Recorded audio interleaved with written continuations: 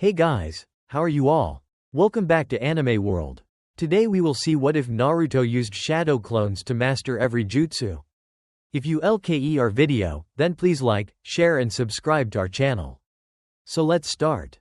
They hate us too much, and in order to become the Hokage you have to the support of the village. How are we supposed to do that, huh? Naruto didn't know what to say. Yami made a valid point. How is he supposed to become the Hokage, when the village will never respect him? They'll never respect him since he holds the Kyuubi. Yami was right. There was no way he could ever earn their respect.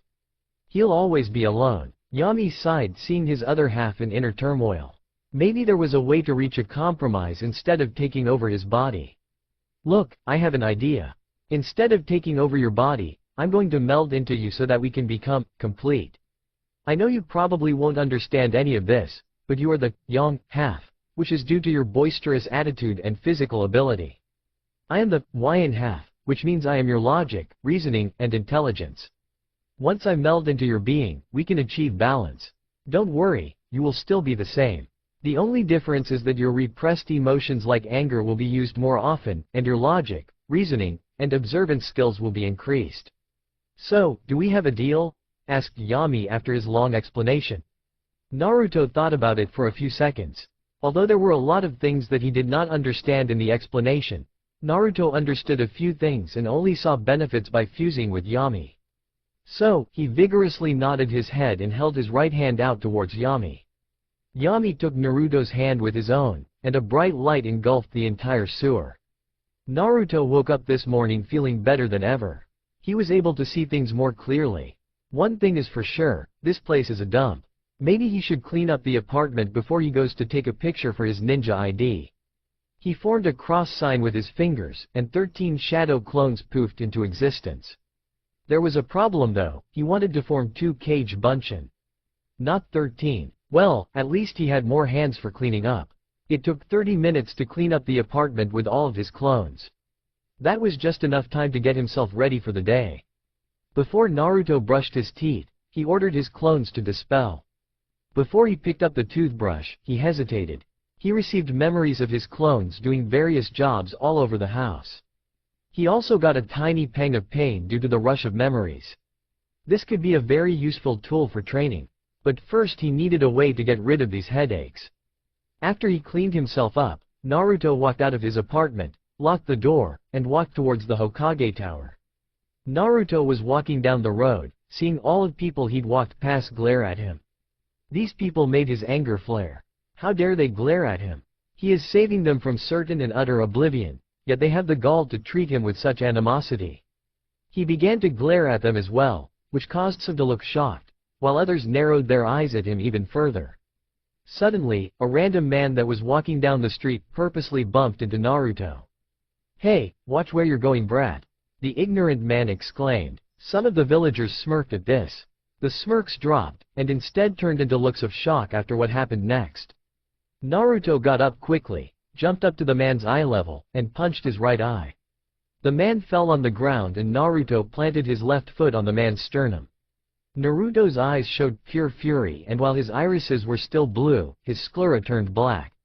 The man looked at Naruto in fear. "Who do you think you are?" Naruto asked in a dangerously low tone. "If you so much as look at me funny ever again," Naruto planted his right foot on the man's neck, "I'll make you wish that you were never born."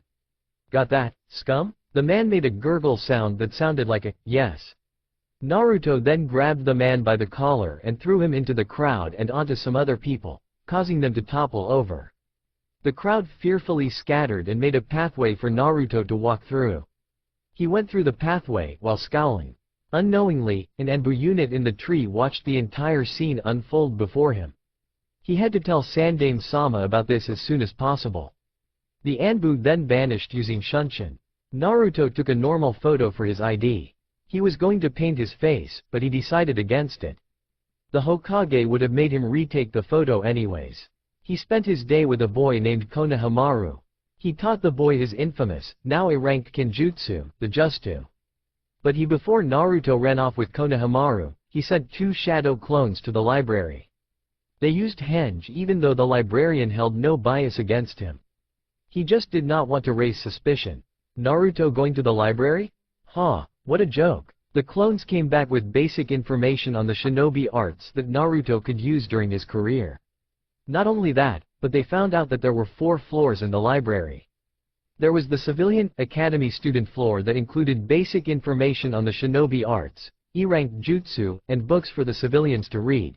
There was the genin floor which the clones have yet to enter. Kami knows why? This floor held only D-ranked jutsu, because most C-ranked jutsu were elemental. This brings us to our next floor, the Chunin floor, which has B and C ranked jutsu which could provide many shinobi with a jutsu arsenal that they could use to properly defend themselves.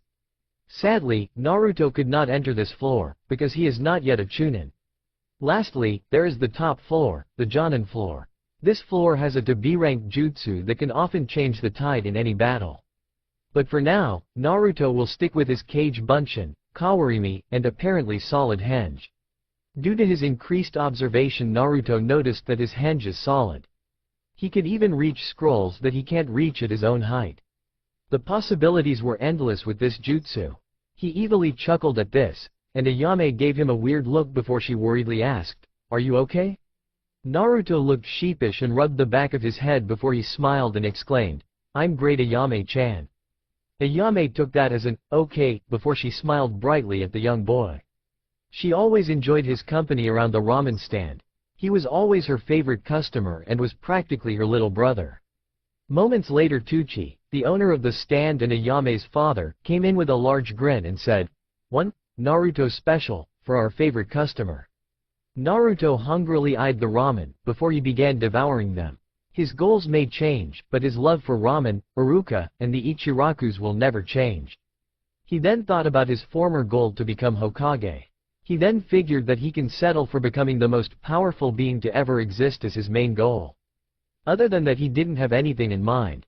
There was another thing that Naruto had in mind as well. He was going to do nighttime library night raids in order to learn things only the higher-ups like Jonin and Chunin only had access to. He was going to surpass his classmates in no time. Hell, he might even surpass the higher-ups if he puts his mind to it. Naruto paid for his ramen and left the stand. It was time for his first daily night raid. He formed 8 Kage Bunshin, ordered 5 to get supplies for the event, and ordered 3 to keep watch.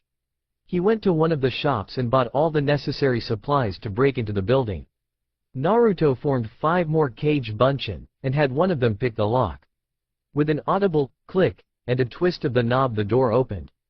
Naruto and his clones excitedly entered the building with his clones. He quietly locked the door and entered the building. He ordered 3 out of his 13 clones to stay on the academy level to do research, ordered 2 to stay in the Genin level, sent 5 to go to the Jonin level, and went with his 3 remaining clones to the Chunin floor. He quickly looked around, and found scrolls on chakra control. He remembered the chakra control exercise at the academy, the leaf balancing exercise.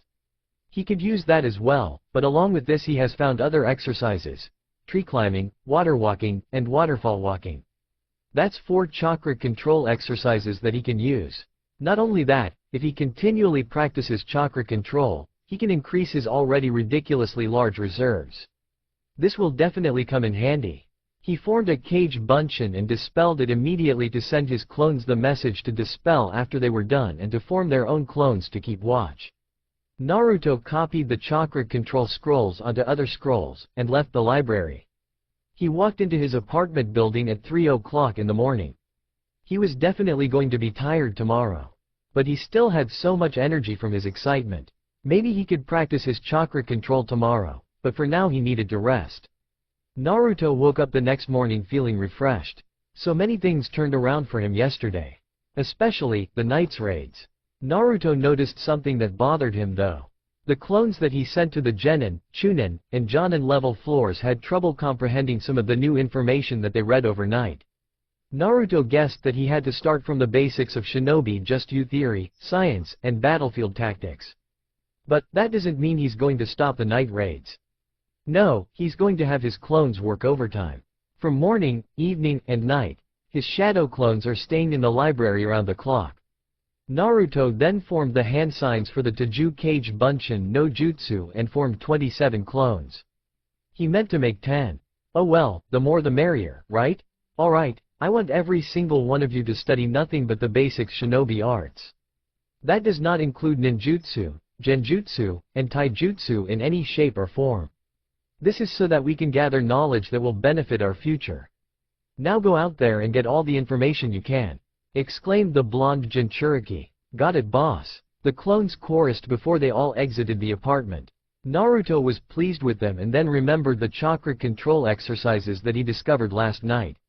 He was definitely going to start them after team placements. He also thought about his behavior towards the villagers yesterday.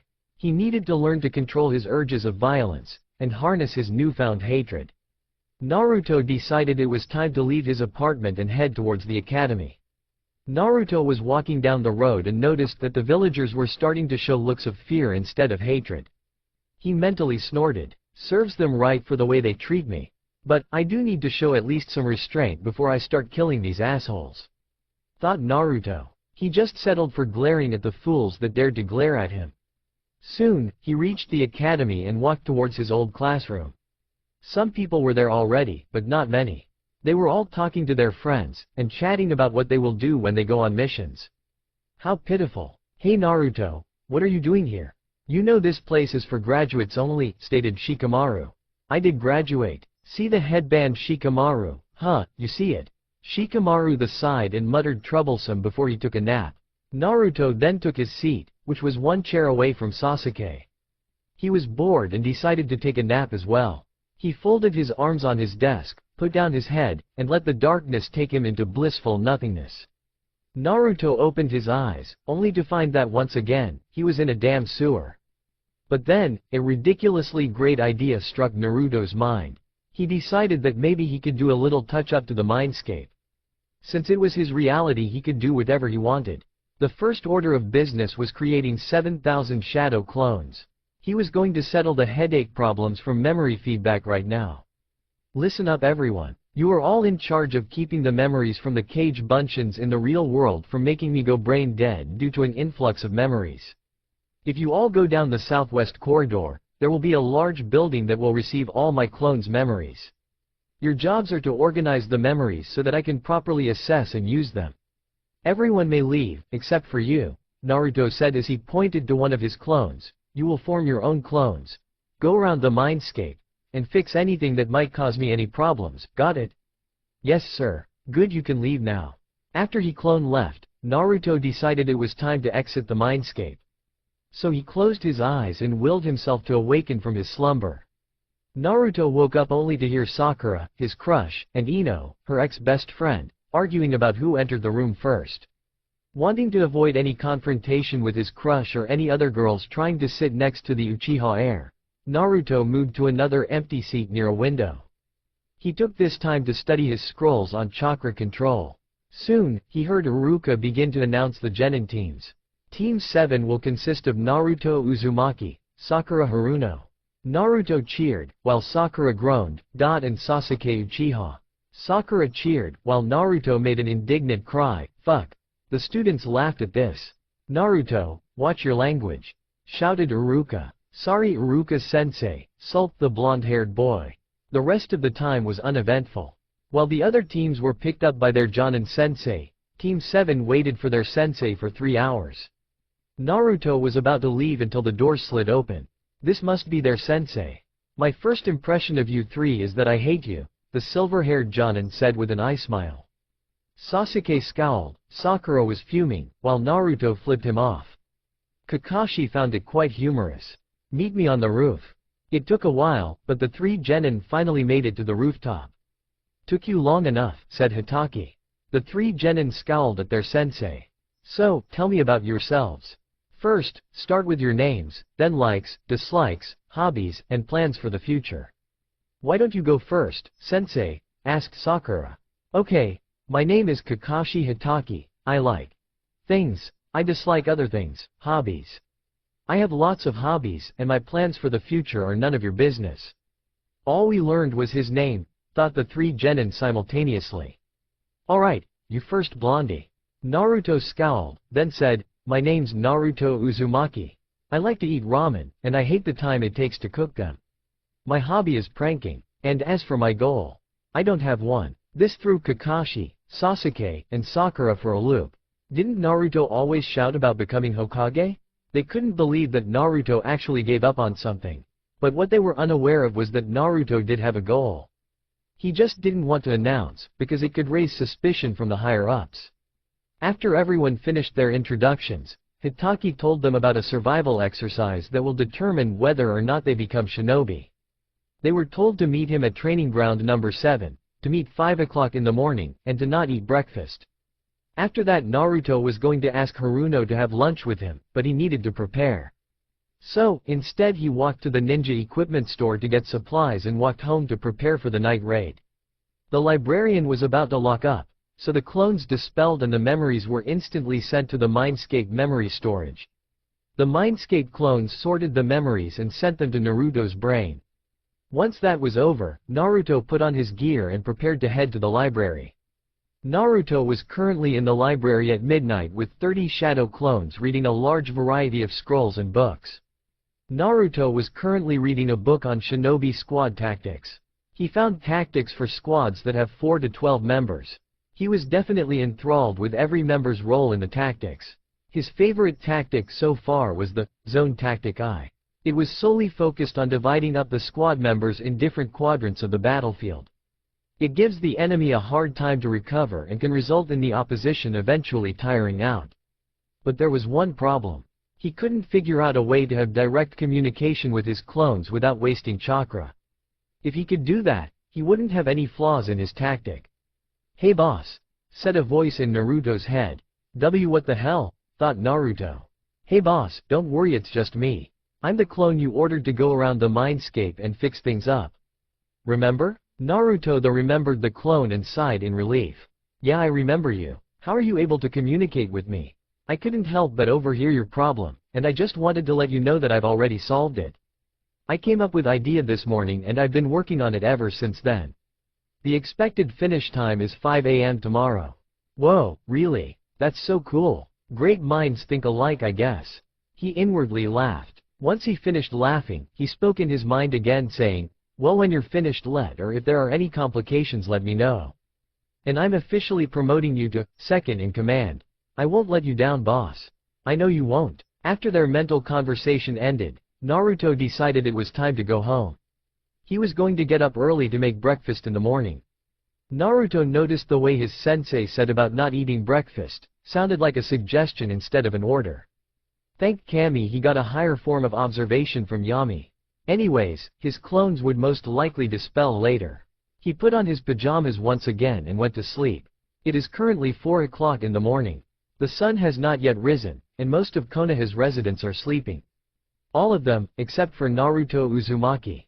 Naruto was woken up from his alarm at 3 a.m. He currently is brushing his teeth and is organizing his thoughts about the survival test. He must pass this trial. Failure is not an option. But in order to pass, he has to strategize.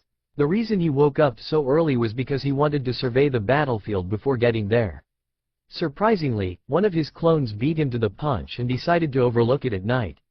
This pleased Naruto greatly. The shadow clone jutsu was truly an outstanding technique.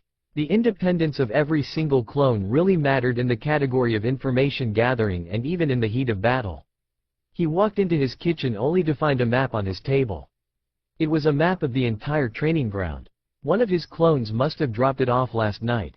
He just remembered it from the clone's memories last night. He was definitely going to use this.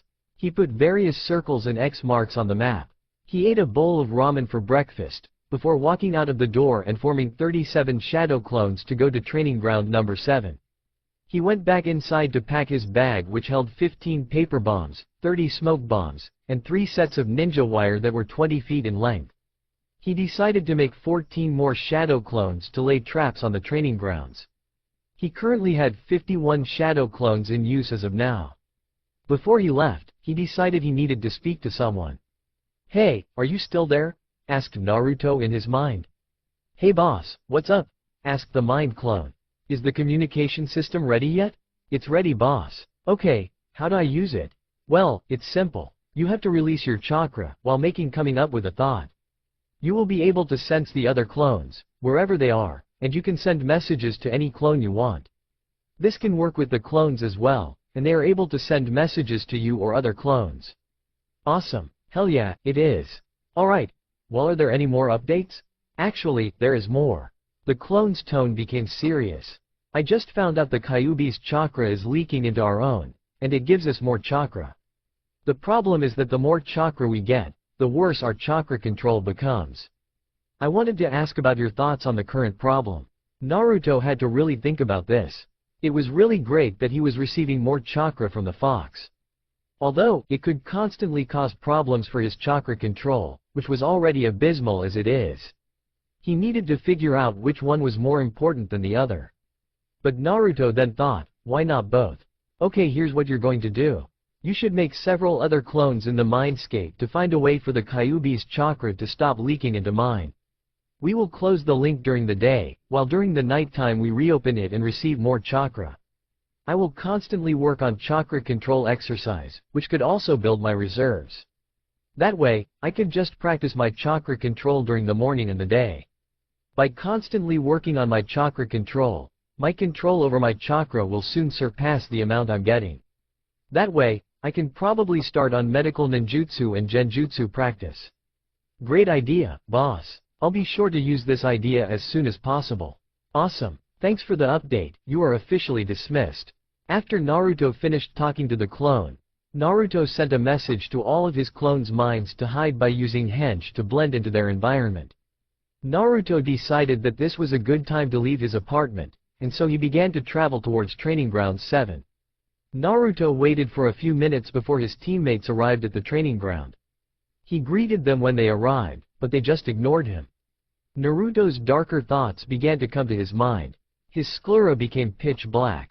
Why do people always ignore him? He's just as important as anyone else, yet they treat him like an insignificant insect. He should just kill them. No. He was furious at them, but he shouldn't kill anyone he wants without reason. Naruto really needed to gain control over his emotions. But it's difficult to not become angry when your sensei is late by 3 fucking hours, again. He was positive that he was going to maim his sensei when he arrives. A few moments later, Kakashi arrived at the training grounds in front of his 3 students. Good morning, everyone, Kakashi said while smiling. You're late, screamed Sakura. Sasuke chose to just intensely glare at the man. Now there's no need to get angry. Eat shit and die, sensei. Naruto yelled. That's not very nice, Naruto. Just start the test already. Okay, I guess I should tell you the rules first. The rules are that you must take these 2 bells from me before the bell on the post rings at noon. Also, if one of you does not get a bell, then that person will be sent back to the academy. Everyone became shocked from Kakashi's rule. For Naruto, failure was definitely not an option. I have to pass this test, otherwise I might never become a ninja. I barely even passed last time, thought Naruto. The only piece of advice I have for all of you is to come at me with the intent to kill, said Kakashi. But sensei, won't you get hurt? Asked Sakura. Ma, I'll be fine, Sakura, but thank you for your concern. Now, is everyone ready to begin? The 3 genin nodded their heads. Okay, start. Sasuke, Sakura, and Naruto then dashed into the forest to hide. The 3 genin were doing a great job at hiding their presences from the Jonin. Unfortunately, it was not enough for him to completely lose them. Naruto was surprisingly the best hidden, but he just guessed that was from all his experience of pranking. He couldn't directly see Naruto, but he could smell him. There was one problem though, he could smell Naruto all over the training field. Kakashi had an amazing sense of smell, but with the smell of Naruto all around the training grounds he cannot use this sense. He settled for using his sensor abilities and scan for everyone's chakra. Then it happened, Naruto's chakra was in multiple different places. He now realized that Naruto currently had 51 shadow clones in hiding. That requires an insane amount of chakra. He was lost in thought, until he saw Naruto standing right in front of him. You know that you should hide, right? Asked Kakashi. Whatever, sensei. I'm gonna take those bells and pass this test. Sure, whatever you say, Whiskers. This apparently angered Naruto, and he began to charge the Jonin. That was until Kakashi out a hand into his pouch, which caused him to stop and stare in fright. The Jonin then pulled out a book called Make Out Tactics. Naruto's anger reached spike once more, and he charged at the Jonin, engaging him in a very sloppy taijutsu battle. It was a short fight, but Naruto was then tossed into the water by Kakashi. While Naruto was underwater, he formulated a plan with his clones, and swam downstream. Instead of popping back out of the water and surprising his sensei, he opted for swimming away and regrouping with his clones. Kakashi was surprised that Naruto did not choose to attack him again. So, he decided to test Sakura and Sasuke. And to say he was surprised was a huge understatement. Sakura was, to say the least, disappointing. She fainted from his easily escapable genjutsu. He was very surprised by Sasuke, in terms of ninjutsu and taijutsu skill. It was easy to say that he was the best of the three genin, but he too was defeated by the Jonin's headhunter jutsu, which Sakura fainted from the sight of seeing. Naruto, however, was an enigma to Kakashi by his actions. He was sure the boy would want to come back to fight him. Then suddenly, multiple smoke bombs exploded in the forest and created a smokescreen over almost the entire training ground. Kakashi was immediately put on guard. A few seconds later a kunai flew at Kakashi's leg, which he deflected with his own. Suddenly, 3 demon wind shuriken were coming towards his chest, his left leg, and his back. Kakashi was going to use the substitution jutsu, until the 3 shuriken erupted into puffs of smoke and revealed 3 different shadow clones of Naruto. One was aiming a punch at his chest, the other was about to stab his leg with a kunai, and the last one was aiming a kick towards his face. Luckily, Kakashi was able to stop the one with the kunai, by landing a solid kick to the face. He was also able to throw the clone that was aiming a kick at his head, into the one near his chest. They all exploded into clouds of smoke. Just as Kakashi was about to jump out of the smoke, a paper bomb landed next to his left foot and exploded. He was able to use the substitution jutsu just before the bomb went off. The smoke finally cleared to reveal 48 clones of Naruto. How much chakra does this boy have? Thought Kakashi with surprise. Kakashi landed in the clearing in front of all of the shadow clones. He pulled out one kunai with his left hand, and went in his taijutsu stance. He then rushed into the crowd of clones and began to pummel each one. It started with one clone attempting to slash a kunai at his leg. Unfortunately it was easily dispelled by Kakashi's punch. Another attempted to throw a punch at his back. His senses were too skilled to render himself vulnerable from sneak attacks. He blocked the punch and threw him into another clone, dispelling them both. Things like this soon occurred throughout the entire battle with the clones. Soon, all of the clones were dispelled and Naruto was standing right in front of him. Well, I can't say I'm not impressed with that effort you made. This made Naruto glow with happiness until he said, "Unfortunately it's not enough for you to actually pass. If that was the best you could do, I suggest you just give up now." Naruto was shocked by his sensei's words. He even said that he should just surrender due to his lack of skill. He would never say that to Sasuke or Sakura. It's so unfair, why is he the one that always gets picked? Naruto began to get flashbacks of his childhood. Men, women, and children alike always showed him their disdain. No one has ever shown him any respect. His anger built up to the point where his sclera once again became pitch black. His chakra began to erupt all over the forest and he began to shake with anger. Kakashi was shocked by what he was witnessing. He could visibly see Naruto's chakra going around him. "I'm not going to give up, because you told me to. I'm sick of people like you and all the villagers attempting to take my happiness away from me," said Naruto. He created 2 shadow clones that stood behind him. His anger and bloodlust began to take over. "This is where you die, Hitaki."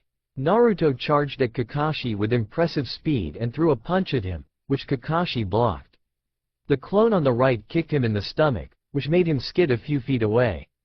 The one on the left charged at Kakashi with a kunai in his left hand. The clone swiped the kunai at Kakashi's chest, which he intercepted with his own right hand. Just as the Jonin was going to throw the clone away, Naruto kicked the Jonin in the crotch with a kick almost identical to Guy's dynamic entry. Kakashi felt the full force of the kick and doubled over. The clone on Naruto's right hit him with a devastating uppercut that sent him 15 feet into the air. Naruto looked at the clone on his left and nodded. He grabbed the clone's arm and threw him at the Jonin that was still suspended in the air. The clone flew near the Jonin and threw a punch at his stomach, which he blocked just in time, before he was sent to the ground with great force from the clone's punch.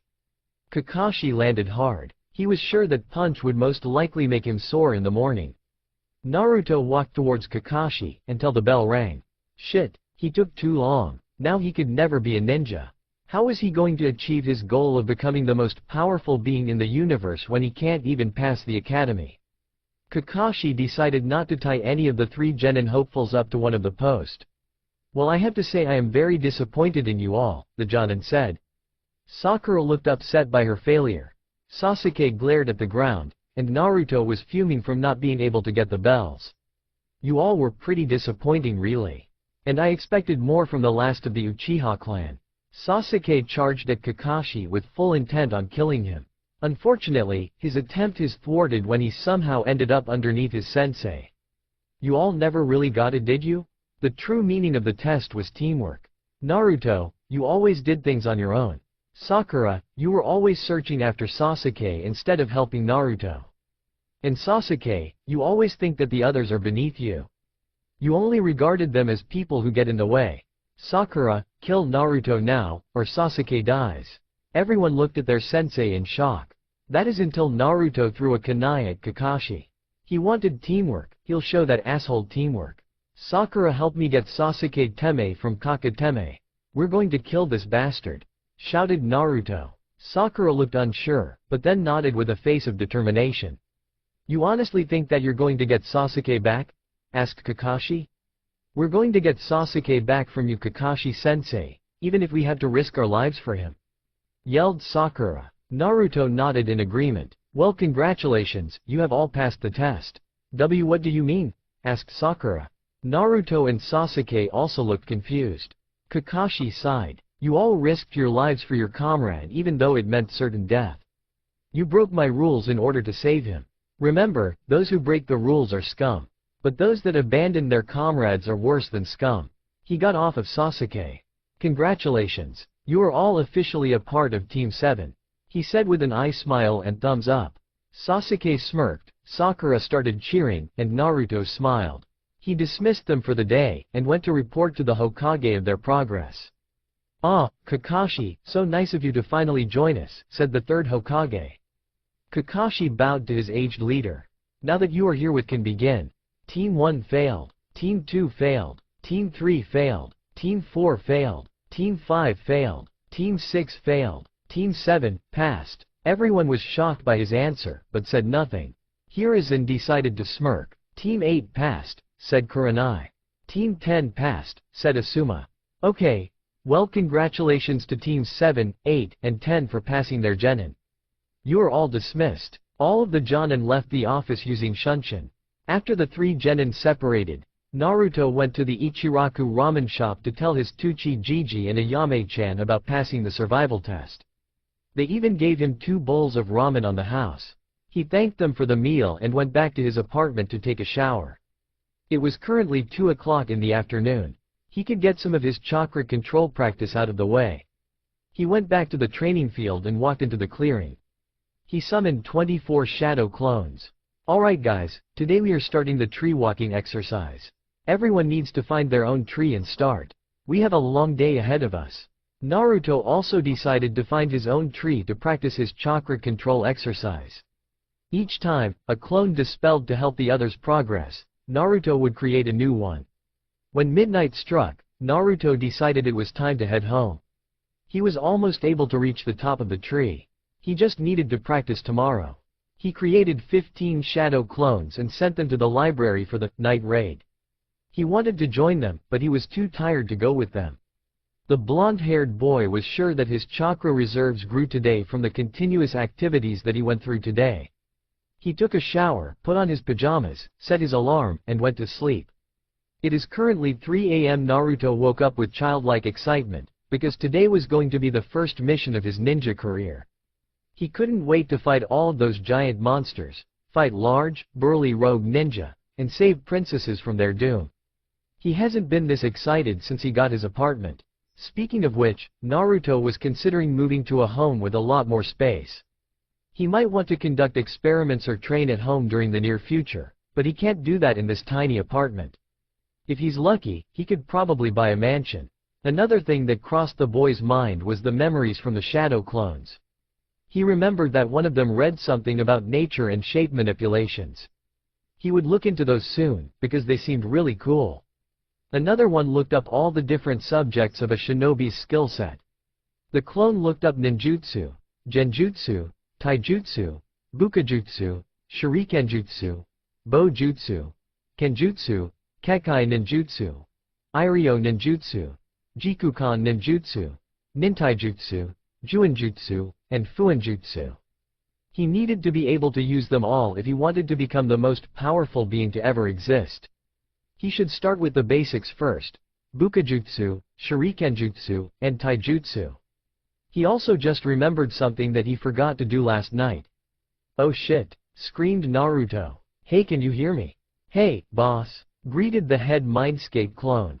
"Is something wrong? Did you open the link between Mai and the Kyuubi's chakra last night?" "I forgot to remind you." "Already taken care of, boss. I opened it while you were putting on your pajamas." Naruto sighed in relief. "What would I do without you? You're a lifesaver." "No problem, boss. By the way, you need a name that I can call you by. I don't want to have to call you second in command every day. So from now on, your name is Takashi." "Cool. Thanks, boss." "You're welcome. Also, change your appearance so that I can distinguish you from the other clones in the Mindscape." "Got it, boss." Takashi, out. Naruto then got prepared for the day and ran out of his home to train his chakra control. Naruto walked in the middle of a clearing in Training Ground 7. He formed the sign to make his shadow clones, and 103 different Narutos appeared on the field. He was astounded at how large his chakra grew. Before he started his chakra control exercises, Naruto would be winded due to the sheer number of clones. Now, he can make over 100 clones easily. Beside the point, Naruto instructed his clones to find their own individual trees and start the exercise. Naruto himself found his own tree, concentrated chakra to his feet, and began to run up the tree. He was jogging and stopped at 80% of the tree, before he jumped off after losing focus. This was a new record. Maybe he could actually finish the exercise today. An hour later, a slightly winded Naruto was standing at the top of a very tall tree. He finally accomplished the exercise. He was elated to finally get the hang of the tree walking exercise. He decided that he was going to take a 15-minute break to read the next exercise, water walking. After 15 minutes, Naruto finished reading the instructions for the exercise. It was like the tree walking exercise, but it was not on a flat, solid surface. He needed to accomplish this exercise before he meets up with his team at 7:30 a.m. He sent the instructions of the exercise to all of his remaining clones, and they began to do the exercise on the surface of the lake. He also removed everything, except his boxers, and began to start the exercise with his clones. The goal was to keep walking on the surface of the water for 10 minutes. After 10 seconds, Naruto lost focus and fell into the water. This was definitely going to take a while. Naruto was at the 9-minute mark for his exercise after only 1 hour of practicing. He was giddy that he only had 1 minute left to go, but decided to contain his excitement. He and his 50 remaining clones were running on the surface of the lake. He began to count down the seconds in his mind. This is a gigantic accomplishment. He was sure that not even the 4th Hokage could say that he could effectively utilize the water walking exercise. After Naruto finished counting his last minute, he jumped for joy. He dived into the lake with the rest of his clones. They were also cheering alongside him. They decided to dispel themselves and give Naruto the last of their chakra. Naruto was currently at half of his chakra capacity. "Great job, boss. That's 2 exercises in 1 day. I think that's a new record or something." Yeah, I know, I'm awesome. Anyways, I need you to give me percentages of my chakra capacity from now on. I want to able to measure how much chakra I have to the exact amount. Can you do that for me?" "Sure, I can do that for you, boss. I'll just create a measurement system inside of the Mindscape, and when you ask for it I'll tell you instantly. I'll create a portable device for myself, so that I can tell you how much chakra you still have, wherever I am at any time." "Great. Well, that's all I wanted. You are dismissed." After the short conversation with the clone, Naruto decided it was time to meet up with his team. Today was their first day to do missions after all. Team 7 walked into the Hokage's office to report for duty. They were greeted by the sight of Hiruzen reading an orange book that looks very similar to Kakashi's. He was also giggling in a strange manner that caused discomfort to the young genin and amusement to Kakashi. After Naruto lightly coughing, Sarutobi noticed the team standing in his room and quickly put away his book. He greeted the team with a nod and a sheepish look. "Ah, Squad 7, I was expecting you," said the aging Hokage. "Liar," exclaimed Naruto. Sakura then hit Naruto over the head. "Baka, don't disrespect Hokage-sama," shouted the pink-haired girl. Naruto rubbed the spot where his head was hit and mumbled. The Sandame smiled at this. "Team Kakashi reporting for duty today, Hokage-sama," Kakashi said in a relaxed tone. "Yes, well, I hope you are all enjoying being on a team together. I expect you all to look out for each other during your missions, understood?" the Hokage sternly said. The three genin nodded and he smiled at them. "Good, now we can get down to business. Your first mission is a D-ranked mission. The mission is to..." He paused for dramatic effect. The three genin leaned in closer with anticipation and waited for the Hokage to finish his description: "Clean the Morioka's family's gutter." The three genin deflated at this. "Chores? We have to do chores. Now Naruto, it will all get better soon.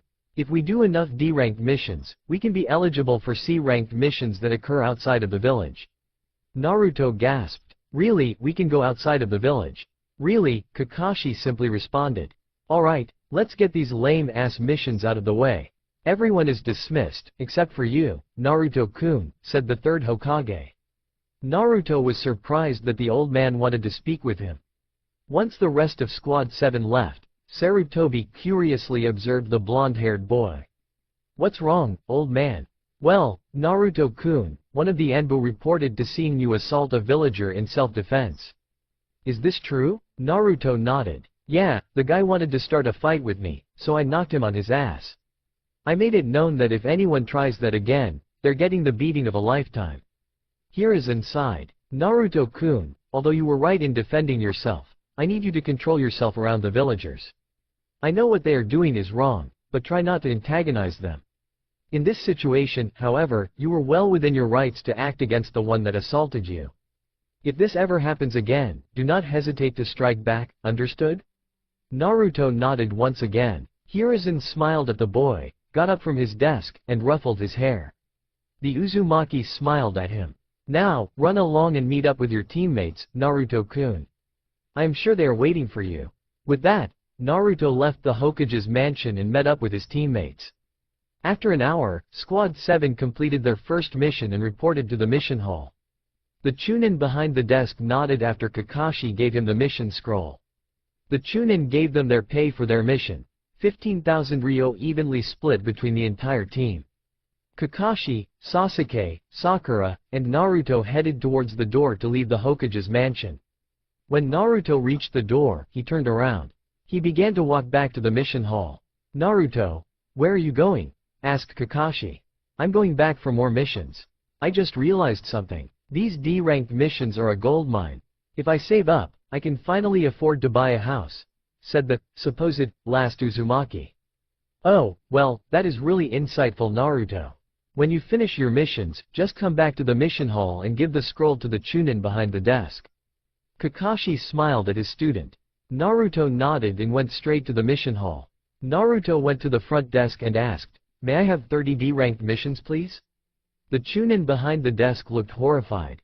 He did as he was asked and wished the child good luck. He prayed to Kami that he would have mercy on his young, innocent soul.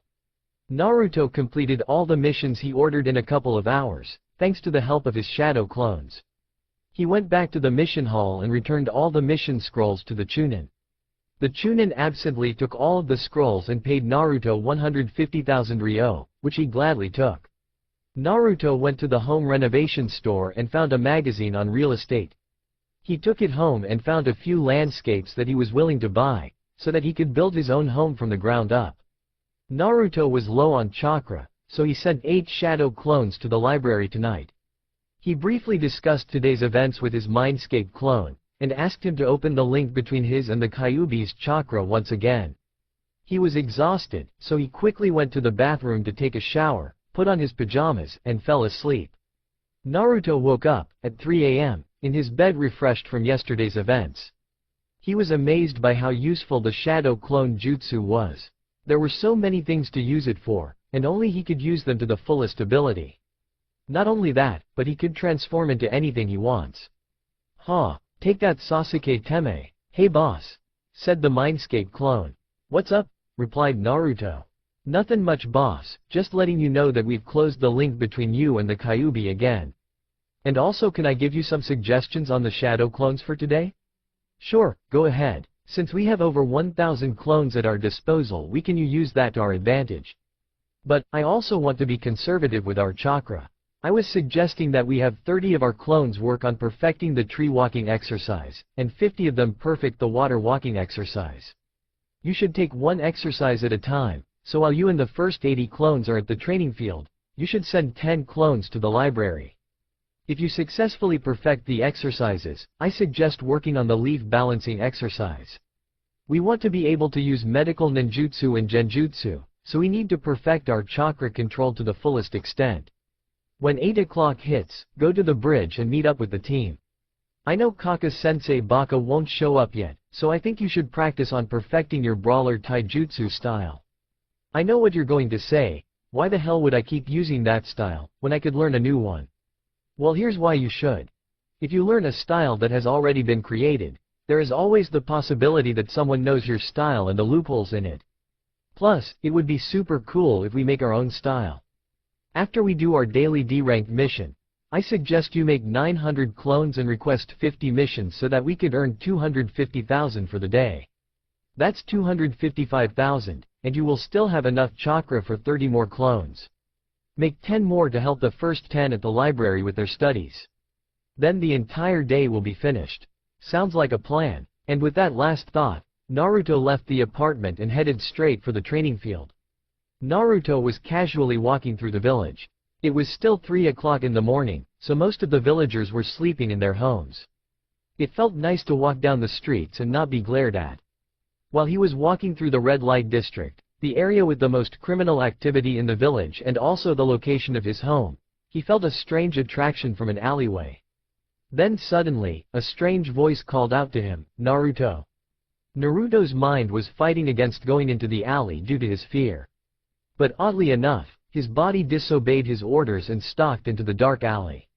He kept walking until he saw a plain white door with a silver knob. He hesitated, but the blonde Jinchuriki eventually opened the door. He opened it to find a white room containing only 2 cylinders with 1 scroll on each of them. He closed the door behind him. He walked up to the first cylinder and opened the first scroll. To whomever this may concern, I am happy to know that someone has found my scrolls. I asked Sandame-sama put these here hoping that one day someone would be able to use the abilities that I transferred into them. I don't have a lot of time, so I might as well give you the full description of the abilities. In this scroll you have the ability to change landscapes. In order to use this ability you must first draw the landscape on a canvas, sheet of paper, etc. In the other scroll, you gain the ability to control inanimate objects. This jutsu has saved my life more times than I can count. The instructions for both techniques are at the bottom of the scroll. Anyways, use these techniques wisely. Kaiza Hikigaya. Naruto was once again filled with excitement. He just gained 2 more jutsu to add to his arsenal. He would begin practicing them as soon as possible. He left the white room, and the door suddenly vanished. He felt the cool air rush towards his face as he sprinted towards the training grounds. The blonde-haired Jinchuriki was filled with elation as he was running in the dark early morning sky. 5 minutes later, Naruto reached his destination and entered a clearing. He then created 300 shadow clones. He ordered the first 100 clones to start on the leaf training exercise and commanded the second group to practice their drawing skills. The third group worked on perfecting his tree and water walking exercises. He decided to help with the leaf exercise, so he picked a leaf from a random tree and concentrated to stick it onto his forehead. The results were beyond spectacular. He was able to hold the leaf to his forehead 30 minutes.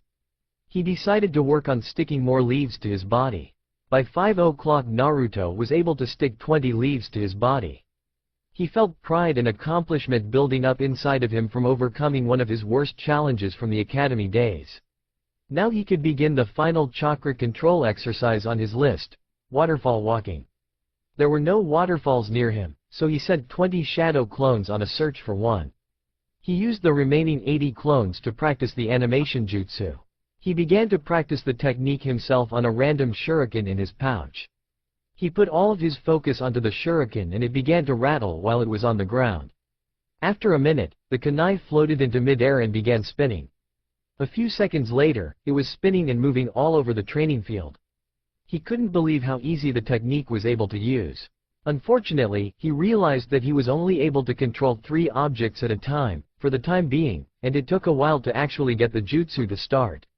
He wanted to perfect the jutsu to where he could command thousands or millions of items at a time while not having to concentrate. His clones continued to work on the technique and he was able to gain control of a shuriken in an instant, with no concentration at all. He wanted to perfect his techniques, but unfortunately he had to meet up with his team.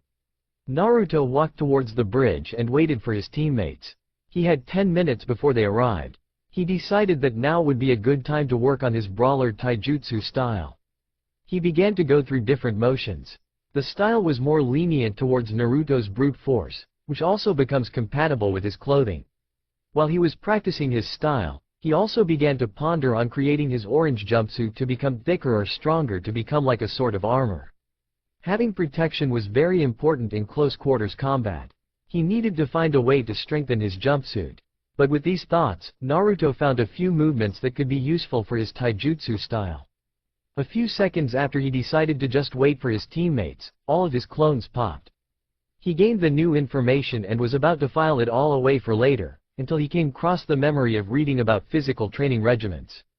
He came across things ranging from bench pressing to leg weights. If he could get the equipment he could easily become faster and stronger within matters of weeks. Soon, Sasuke and Sakura arrived at the bridge.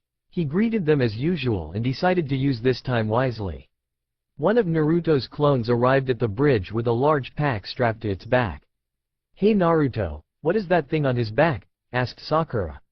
"That, my dear Sakura-chan, is a tent," exclaimed Naruto as his clone handed him the tent and popped out of existence. "Why do you have a tent?" "Because I am going to sleep in it, while I'm waiting for Kakashi-sensei." "Why are you sleeping? We should be alert and waiting for Kakashi-sensei." Ma, don't worry, Sakura-chan, I'll have a few clones look out for him." Sakura shrugged and began talking to Sasuke. Naruto went inside the tent and took a nap. One of Naruto's clones woke him up and told him that Kakashi arrived. Kakashi was walking towards his genin with his favorite book in his hand, before Sakura yelled, "You're late." Sasuke chose to glare at the man instead of yelling. Naruto walked up to his sensei with a smile on his face and Kakashi returned the smile. "At least someone can appreciate me showing. How are you this morning, Naruto?"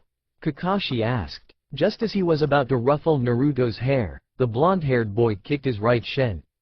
"Ouch! That's what you get, Kaka-sensei baka!" Naruto yelled. Kakashi eventually stopped hopping around on one foot to give them instructions for today's training. "Alright, since we are feeling the need for violence today," he looked at his genin, "we are going to do taijutsu spars. Naruto and Sasuke, you two go first." Sasuke made a cruel smirk as he looked at Naruto. He and Naruto both knew that he has always been best when it comes to taijutsu. The match probably wouldn't last a second. "Good luck, Sasuke-kun." Naruto expected Sakura to say that towards Sasuke, but he still felt a small bit of hurt from his crush's statement. But he still has the opportunity to show her how strong he is. Naruto and Sasuke walked into the middle of the clearing. "Okay, you two, the rules are no weapons, no ninjutsu, or genjutsu can be used for the duration of the fight. And please don't kill each other. Are you two ready?" The two boys nodded in response. "Okay, fight." Sasuke ran towards Naruto with an exceptional amount of speed. He was throwing kicks and punches, forcing the blue-eyed boy to make sloppy dodges and blocks. Sasuke was completely in control of the fight. "Boss, you need to go on the offensive," said the Mindscape clone. "I can't, Takashi. I don't have the speed," replied Naruto. "Use your observation skills, boss." Okay. Naruto kept dodging Sasuke's movements to observe them. Luckily he found an opening in one of his motions. He waited for the Uchiha to make the same movement as he did before. Naruto dodged the attack and slammed his fist in Sasuke's abdomen, which resulted in Sasuke skidding back a few meters. He did not want to waste time, so he extended his right elbow forward and charged the raven-haired boy. The results ended with Sasuke being struck in the stomach by Naruto's elbow. Sasuke had the wind knocked out of him and was hunched over. But just as Naruto was about to strike once more, Sasuke recovered and unleashed a barrage of attacks on him. The blonde Jinchuriki was unable to dodge and was beaten to a pulp. At the end of Sasuke's endless barrage of attacks, Naruto was on the ground dirtied and bloody. "Well, that went better than I expected. Great job, my cute little genin," said Kakashi. "I sensed improvement in the both of you. By the way, Naruto, that was great observation. I saw you waiting for the opportunity to attack Sasuke and you took the chance when the time was right. Sasuke, your taijutsu skills are exceptional for someone at your age. Naruto, I would suggest working on your taijutsu skills. Although I saw an improvement today, it could still use some polishing. Perhaps you should learn a new style. Anyways, good job you two. Sakura, your spar is going to be with me. It is the same rules as before." Sakura nodded to her sensei's orders and followed him. The spar ended and Kakashi told his team that they were going to the mission hall for their D-ranked mission. The mission was to walk an old lady's dog. It was actually a challenge, until Naruto used his black sclera death stare on the dog. It was an easy mission with easy pay. Naruto's team left him at the mission hall, and the boy asked for 50 D-ranked missions. At the same time, he noticed his chakra growth allowed him to summon 950 more clones before reaching exhaustion. He sent 19 clones on each mission. Naruto decided he needed to refill his reserves, so he went to Ichiraku Ramen. "Hey Ayame-chan, hey Tuchi-Gigi, got any new ramen flavors for me today?" asked Naruto. "Well, if it isn't my favorite customer," exclaimed Tuchi. "Hey Naruto, how was your day?" asked Ayame. "Oh, you know, same old shit, just a different day." "I hear that. So why are you here so late?" "Well, I found this loophole to doing D-ranked missions. If I use shadow clones, I can get them done 10 times faster than normal. So the more missions I ask for, the more money I get." "Oh, I heard about those D-ranked missions. Sounds like they're endless nightmares of chores. So, how many did you ask for?" "I asked for 50 since I can make over 1,000 clones." Ayame took that time to do a spit take. What? Over 1,000 shadow clones? And you said 50 missions? That 250,000 ryo. You're going to be rich. Yep, hopefully I'll have enough to buy a house and maybe 20 acres of land big enough for a training field. To be honest, I'm hoping of building my house from the ground up. Wait, why do you want 20 acres of land? Well, my house isn't the only building I'm going to create on my plot of land. Maybe I'll make research centers, training rooms, and other stuff. Well, sounds like you have this all planned out. You know I always wanted to marry a rich guy. Well, you, Tuchi-Gigi, and your mom can live with me after the first house is built. But we are not getting married. You'll probably divorce me and take all of my stuff." He, Ayame, and Tuchi began to laugh. "Finally, I can retire happily." "Wait, what will I do for a living? I still need to make money, you know," asked Ayame. "Well, you can take over the shop and I can expand Ichiraku Ramen all over the Land of Fire. Or Tuchi-Gigi can give the shop to someone else trustworthy, while you just stay with me. And I go on super cool ninja mission Datbayo. You know I used to be a pretty strong ninja back then, Naruto. Maybe I can train you sometime. You used to be a ninja. You never told me that." "Yep, but I decided to retire when Ayame's mother got pregnant. I needed to take care of the family. Although now that we're going to live with you, I can train you every day that you have time for." "Awesome, I can't wait to get this house. Well, I got to go. See you guys later." Naruto paid for his ramen and exited the shop. Naruto met all of his clones in front of the mission's office. The chunin at the front desk gave Naruto his payment for all of the missions and shook his head in disbelief. The chunin looked at Naruto, simply said, "Kid, one day you're going to be super rich." Naruto smiled at that comment. He and his clones carried his earnings to his apartment and put the large sacks of money next to the others. He decided that it was time to add up how much money he actually earned from his missions. He earned 155,000 ryo from doing 31 D-ranked missions yesterday. Today he earned 255,000 ryo from 51 missions today. In all, he has 410,000 ryo. That's not bad, but not great either. The plot of land he was thinking of buying was 1,160,000 ryo. Building the house would cost 295,000 ryo. He didn't add in how much the services would cost from the construction company, because he didn't know which one to choose yet. Although, he did see an ad for a company that only needs 5,000 ryo a week. He guessed the construction would take a month with the company alone. But with his help, he could break the time down in 3 weeks tops. Night time was approaching, so he created 20 shadow clones to go to the library for the night raid. He was about to go to bed until he saw something that almost gave him a heart attack. There was a sinister-looking figure in a dark robe. It had the face of a demon and had claws for hands. It spoke. Naruto was sure he would need another shower at this point due to the wetness of his undergarments. I knew the feeling of hatred and despair felt familiar. What are you? He asked nervously. I am an ancient demon that walked upon this earth long ago. I have searched for someone to help me gain more power, and you are the one I have been looking for all along. I discovered you when you were just a tiny, pitiful 6-year-old. I couldn't believe that I could draw my power from a child, so I continued my search for another. But now, your hatred and malice has grown. You are now fit to be my vessel of power and I, yours. Your hatred is almost stronger than the Kyuubi's itself. Wait, are you trying to tell me that we could draw power from each other? Like how I draw power from the Kyuubi, but instead it's a mutual deal. Exactly. But you're a demon, why should I trust you? You could just take my power and my soul and just walk away. You do not have to trust me. I am sure that there will be others to accept my power. If you do not accept, however, you will miss out on a great opportunity. There's no catch and the contract can be separated whenever you want. I can also be summoned in battle. As long as you give me more hatred, I will always be willing to help. Naruto pondered whether should agree or not. It seemed like an amazing deal. But at the same time, the person he was making a deal with was a demon. He frightened from taking a chance like this. But at the same time, isn't life about taking chances? What's your name? My name is Goshinki. Well, you got yourself a deal, Goshinki. The two then proceeded to shake hands and a dark aura coming from Goshinki transferred into Naruto's left hand. Naruto's veins became visible and dark, which displayed the substance traveling throughout his body. Naruto's veins faded back to their normal color, and he felt stronger and lighter than before. Not only that, but a dark aura coming from Naruto began traveling towards Goshinki. Goshinki's eyes were glowing menacingly red and a dark aura was flaring around him. I will see you tomorrow. Goshinki then faded into darkness. Naruto felt his chakra refill, but decided against more training. He set his alarm for 3 a.m. and went to sleep. Naruto's alarm rang to wake him up. He turned off his alarm and quickly went to the bathroom to get ready for his early training.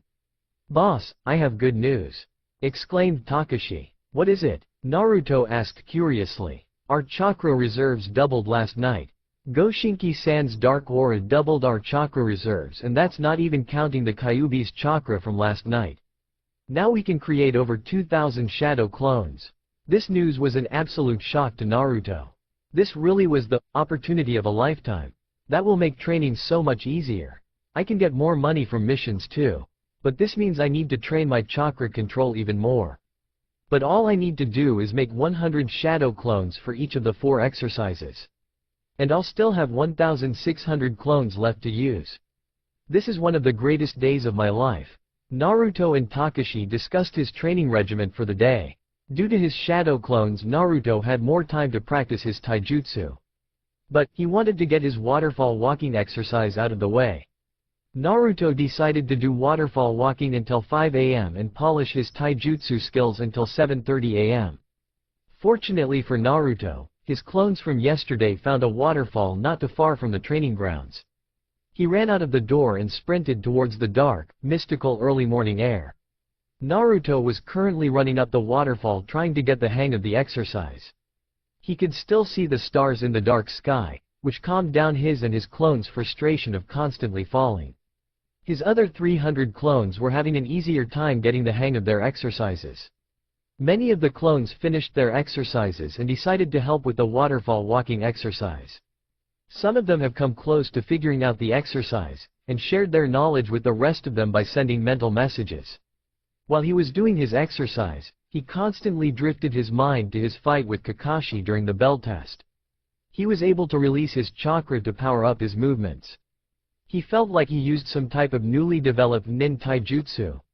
He wanted to learn how to actually use it in combat soon. He called the technique chakra release. He went out of his trance to notice that he made it to the top of the waterfall. "Hey, guys, I did it!" he shouted to other clones. The clones cheered and shouted. He decided to casually walk down the waterfall and start his training for taijutsu early. He began running laps around a lake, which he had trouble doing thanks to his new speed. He would get the hang of it soon, and then he would start his taijutsu training. By 7:25, Naruto was walking towards the General District's weapons store. He walked in and was greeted by a girl with brown hair and 2 buns at the top of her head. "Welcome to the General District's weapons store. My name is Tenten. Are you looking for anything in particular?" "Yeah, do you guys have any training weights?" "Of course, right this way, please," she said as she guided him to the third aisle. These weights differ in weight going from 2 pounds to 2,000 pounds. Seeing as how you're a ninja, I would suggest you get chakra seal weights, so you can adjust the amount of weight you have on you whenever you feel like it. Sweet. Alright, how much for them? They cost 6,000 ryo.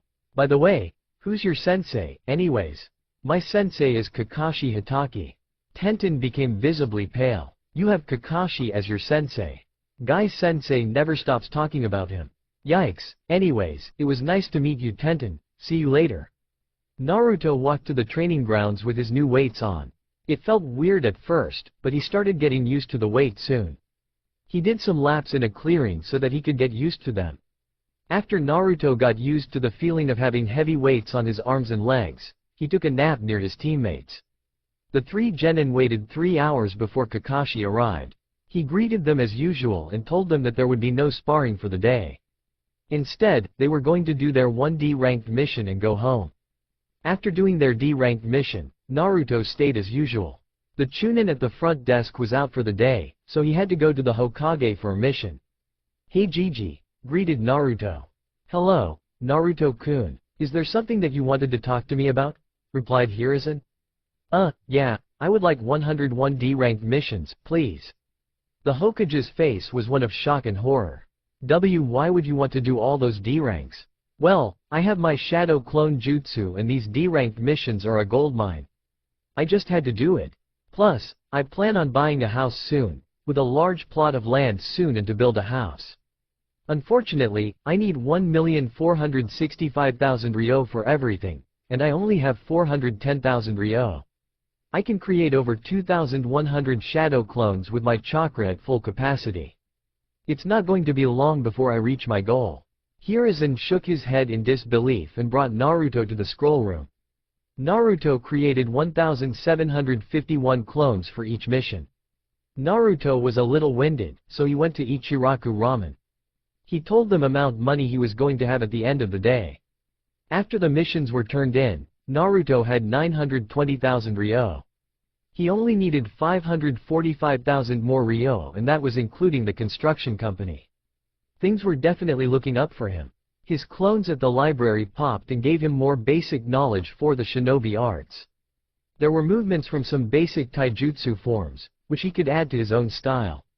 Naruto entered his apartment and was eating a cup of ramen, until a bright light obscured his vision. When the light faded, he saw a tall man wearing an orange and black jacket with black pants that looked a tad too short. He was also wearing tall black sandals on his feet. The man had blonde hair, blue eyes, and 3 whisker marks. Naruto looked at the man in absolute shock. Who are you? Why do you look like me? I am you. I am from the Futu. Bullshit. He's not lying, said Goshinki as he suddenly appeared in the room. How can you tell? Look at the mark on his left hand. Naruto did and saw the mark on the mysterious man's hand. Why, you really are from the future? Yes, I am from a future in which I failed to become powerful. I was on the brink of death until I was sent back here. How did you even get here? That's a long story. But anyways, I'm here to help you. Awesome. So are you going to teach me a bunch of cool jutsu? You will learn a few things, but I'm not going to teach them to you. Naruto looked confused. Things will make sense in time. For now we will be going to your Mindscape. Future Naruto, tapped his forehead with 2 fingers. Naruto and future Naruto found themselves in front of the Kyuubi's cage. "What are you doing here, brat?" spat the Kyuubi. "Naruto, I want you to try to take off the seal to the Kyuubi's cage." "Don't worry, if anything goes wrong, I will assist you," said the older Jinchuriki. Naruto nodded and floated towards the cage. He grabbed the seal and began to take it off. Suddenly, a hand grabbed his arm. There was a man with blonde hair, blue eyes, and tan skin.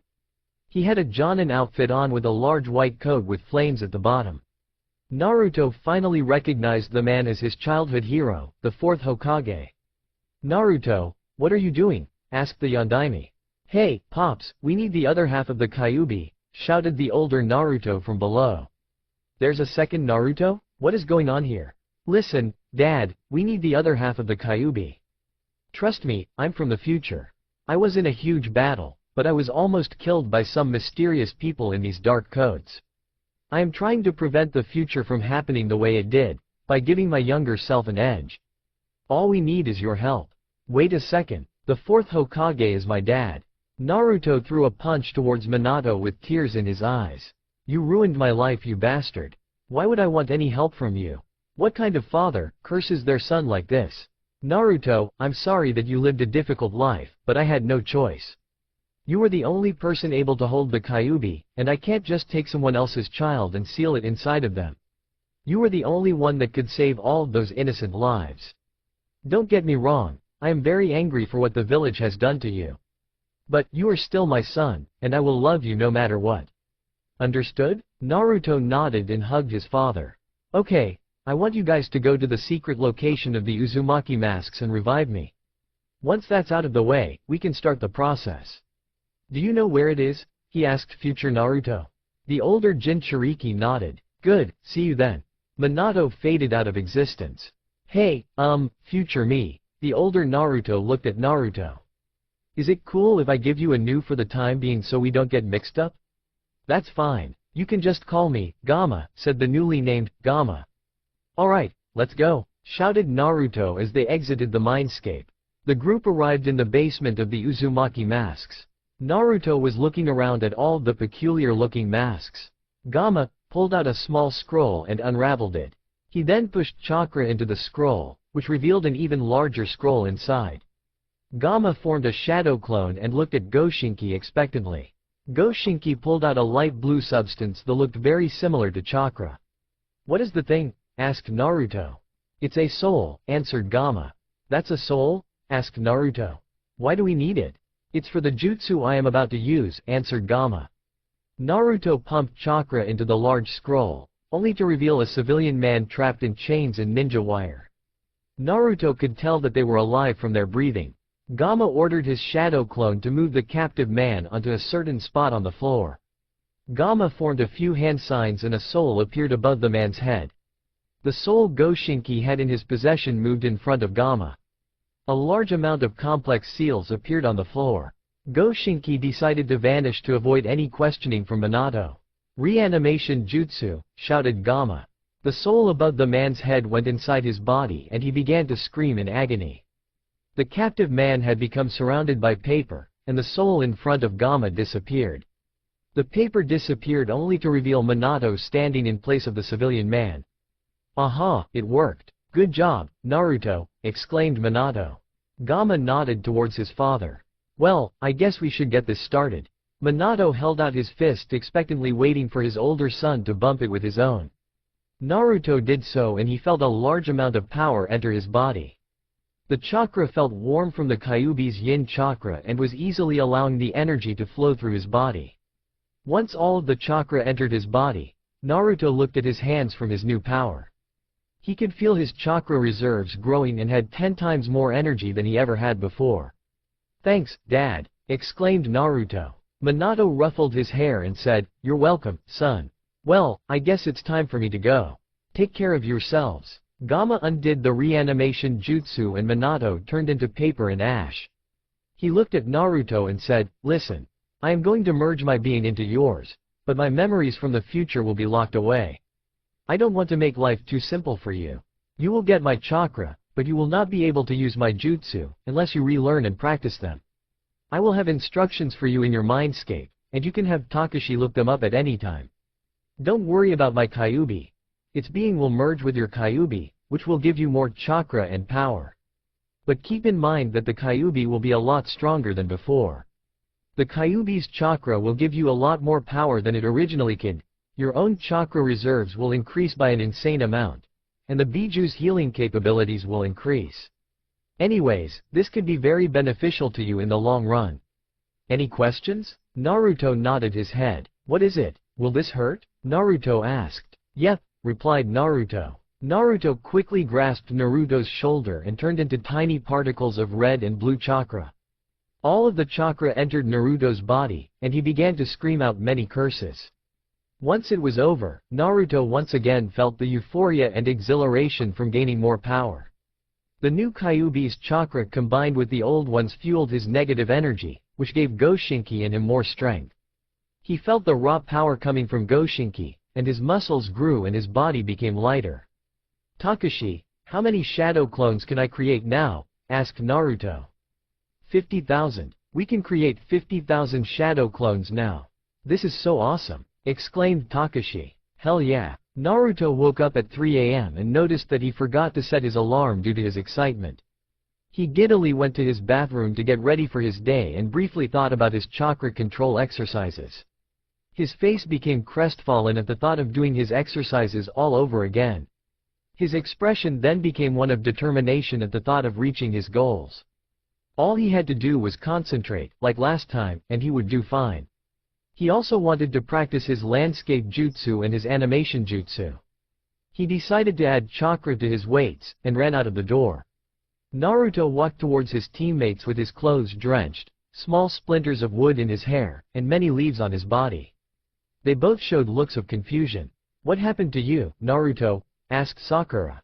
I don't want to talk about it, replied Naruto. Sakura and Sasuke decided to drop the discussion and resumed to wait for Kakashi. Sasuke continued his brooding, while Sakura continued to ask Sasuke out on a date. This only fueled his negative emotions. He knew that he would never earn Sakura's affections, due to her large infatuation with Sasuke. He decided to give up on crushes and such, because his goals do not include raising a family.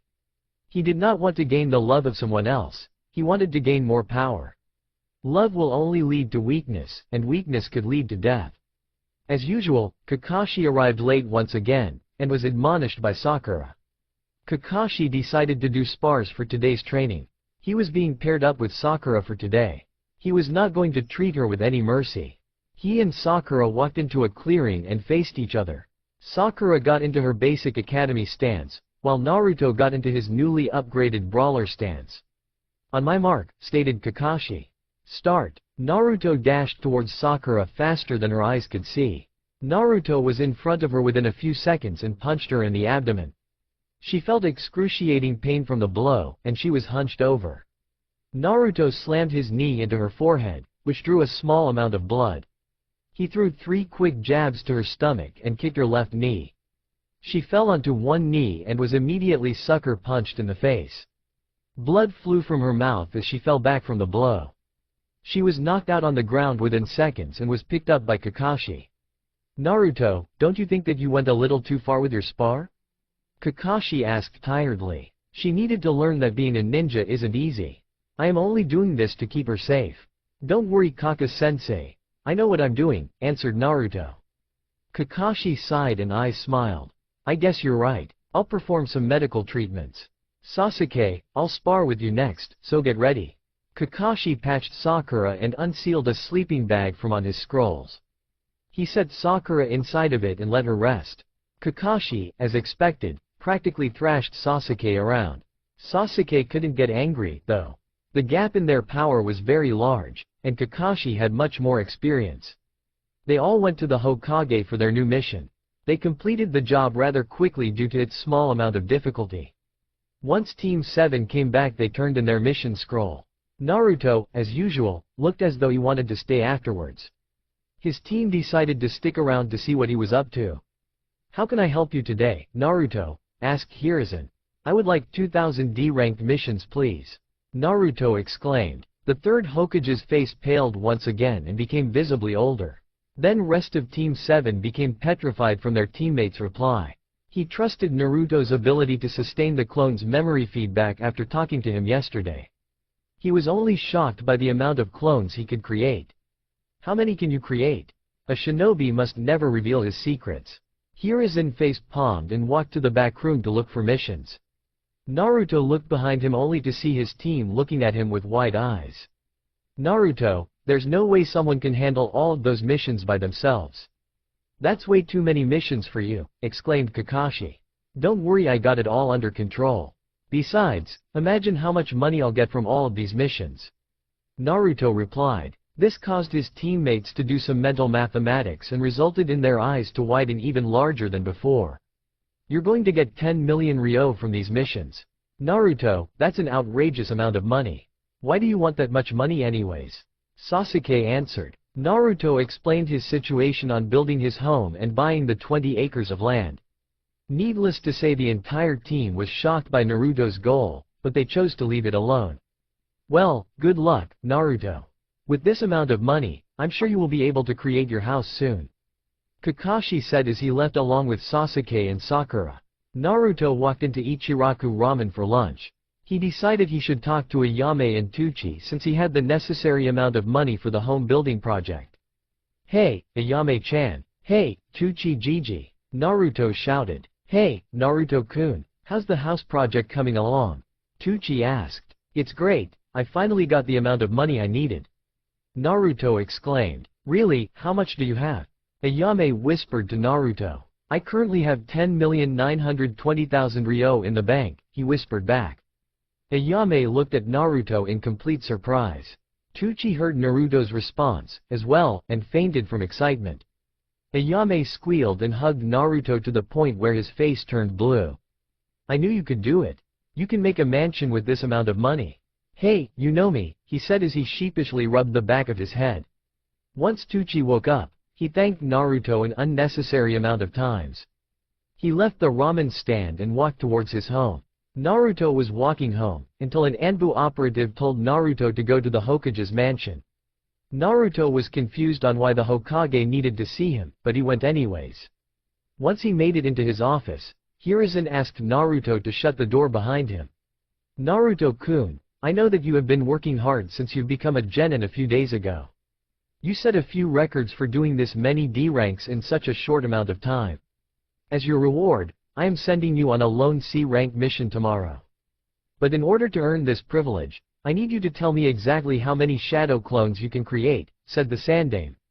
Naruto sighed and said, I can make 50,000 shadow clones before I reach complete exhaustion. The elder Hokage almost had a heart attack, but decided to hide his shock with a smile. That is a large amount of chakra, Naruto. Well, I guess if you were ever in any danger, you could spam clones. Congratulations, Naruto. I am entrusting you with the task of finding a pack of wild bears terrorizing many citizens traveling near the Nadeshiko village. Do you accept this mission, Naruto-kun? Naruto nodded with determination in his eyes. Very well, I have already informed Kakashi of this. This mission will take a while, and you have to travel by sea. Pack a large bag and purchase a few storage scrolls. You depart for your mission at 11 o'clock. Good luck, Naruto-kun. Naruto left the office and walked towards the General District's weapon store. Naruto was currently walking down the road heading towards the local weapon shop. He created a few shadow clones to buy more supplies for the mission. He sent a few other clones to the library to look up any information that could be useful for the mission. He was currently being glared at by a lot of the civilians and a few ninja that crossed his path. A few people didn't glare at him, but he suspected that they just don't care about him. He was grateful that some people had the courtesy to act like he didn't even exist. But then he thought about something. Why the hell should I be grateful to people that act like I don't exist? Why should I have to lower myself for these ungrateful people? I don't know why I bothered to become a ninja. Now I have no choice but to protect these weaklings. Oh well, I shouldn't dwell on these things too long. It raises my blood pressure. Naruto continued to walk down the road until he reached the weapons store. He walked inside and looked for Tenten. Hey, Naruto, said Tenten, surprising him from behind. Gah! Naruto exclaimed as he jumped high into the air and got stuck in the ceiling. It took 5 minutes for Tenten to get him out of there. "So, why are you here, Naruto?" Tenten asked. "I need to get a lot of equipment for my mission," replied Naruto. Sounds like someone got a C-rank mission. Wait a second, didn't you guys just graduate last week? Sure did, and the coolest part is that I get to do this one by myself. You got a lone C-rank mission. You just became a genin last week. How the hell is that even possible? Hokage Gigi said that I could, because I've done a lot of D ranks. He said that there were a certain amount of missions a genin could do before they become eligible for lone C ranks. Looks like I broke the record. Tenten stood in front of Naruto with her jaw on the floor and her eyes big enough to burst out of their sockets. She couldn't believe that someone was able to do that many D ranks and in such a short amount of time. Tenten regained her composure and chose not to ask Naruto about how he did that many D ranks so quickly. She did not want to become involved with something ridiculous. She already has those two to make her life completely unstable. "Anyways, what would you like?" asked the bun-haired girl. "I would first like to know about some sealing scrolls to carry a lot of my stuff in. After that, I would like 40 shuriken, 4 sealing scrolls, 40 kunai, and 2 demon windmill shuriken. Okay, I want you to follow me to the third aisle, so I could demonstrate how to properly use a sealing scroll." Tenten and Naruto walked into the aisle and found the sealing scrolls. She grabbed a scroll, opened it, and placed a kunai knife on top of the seal drawn inside of it.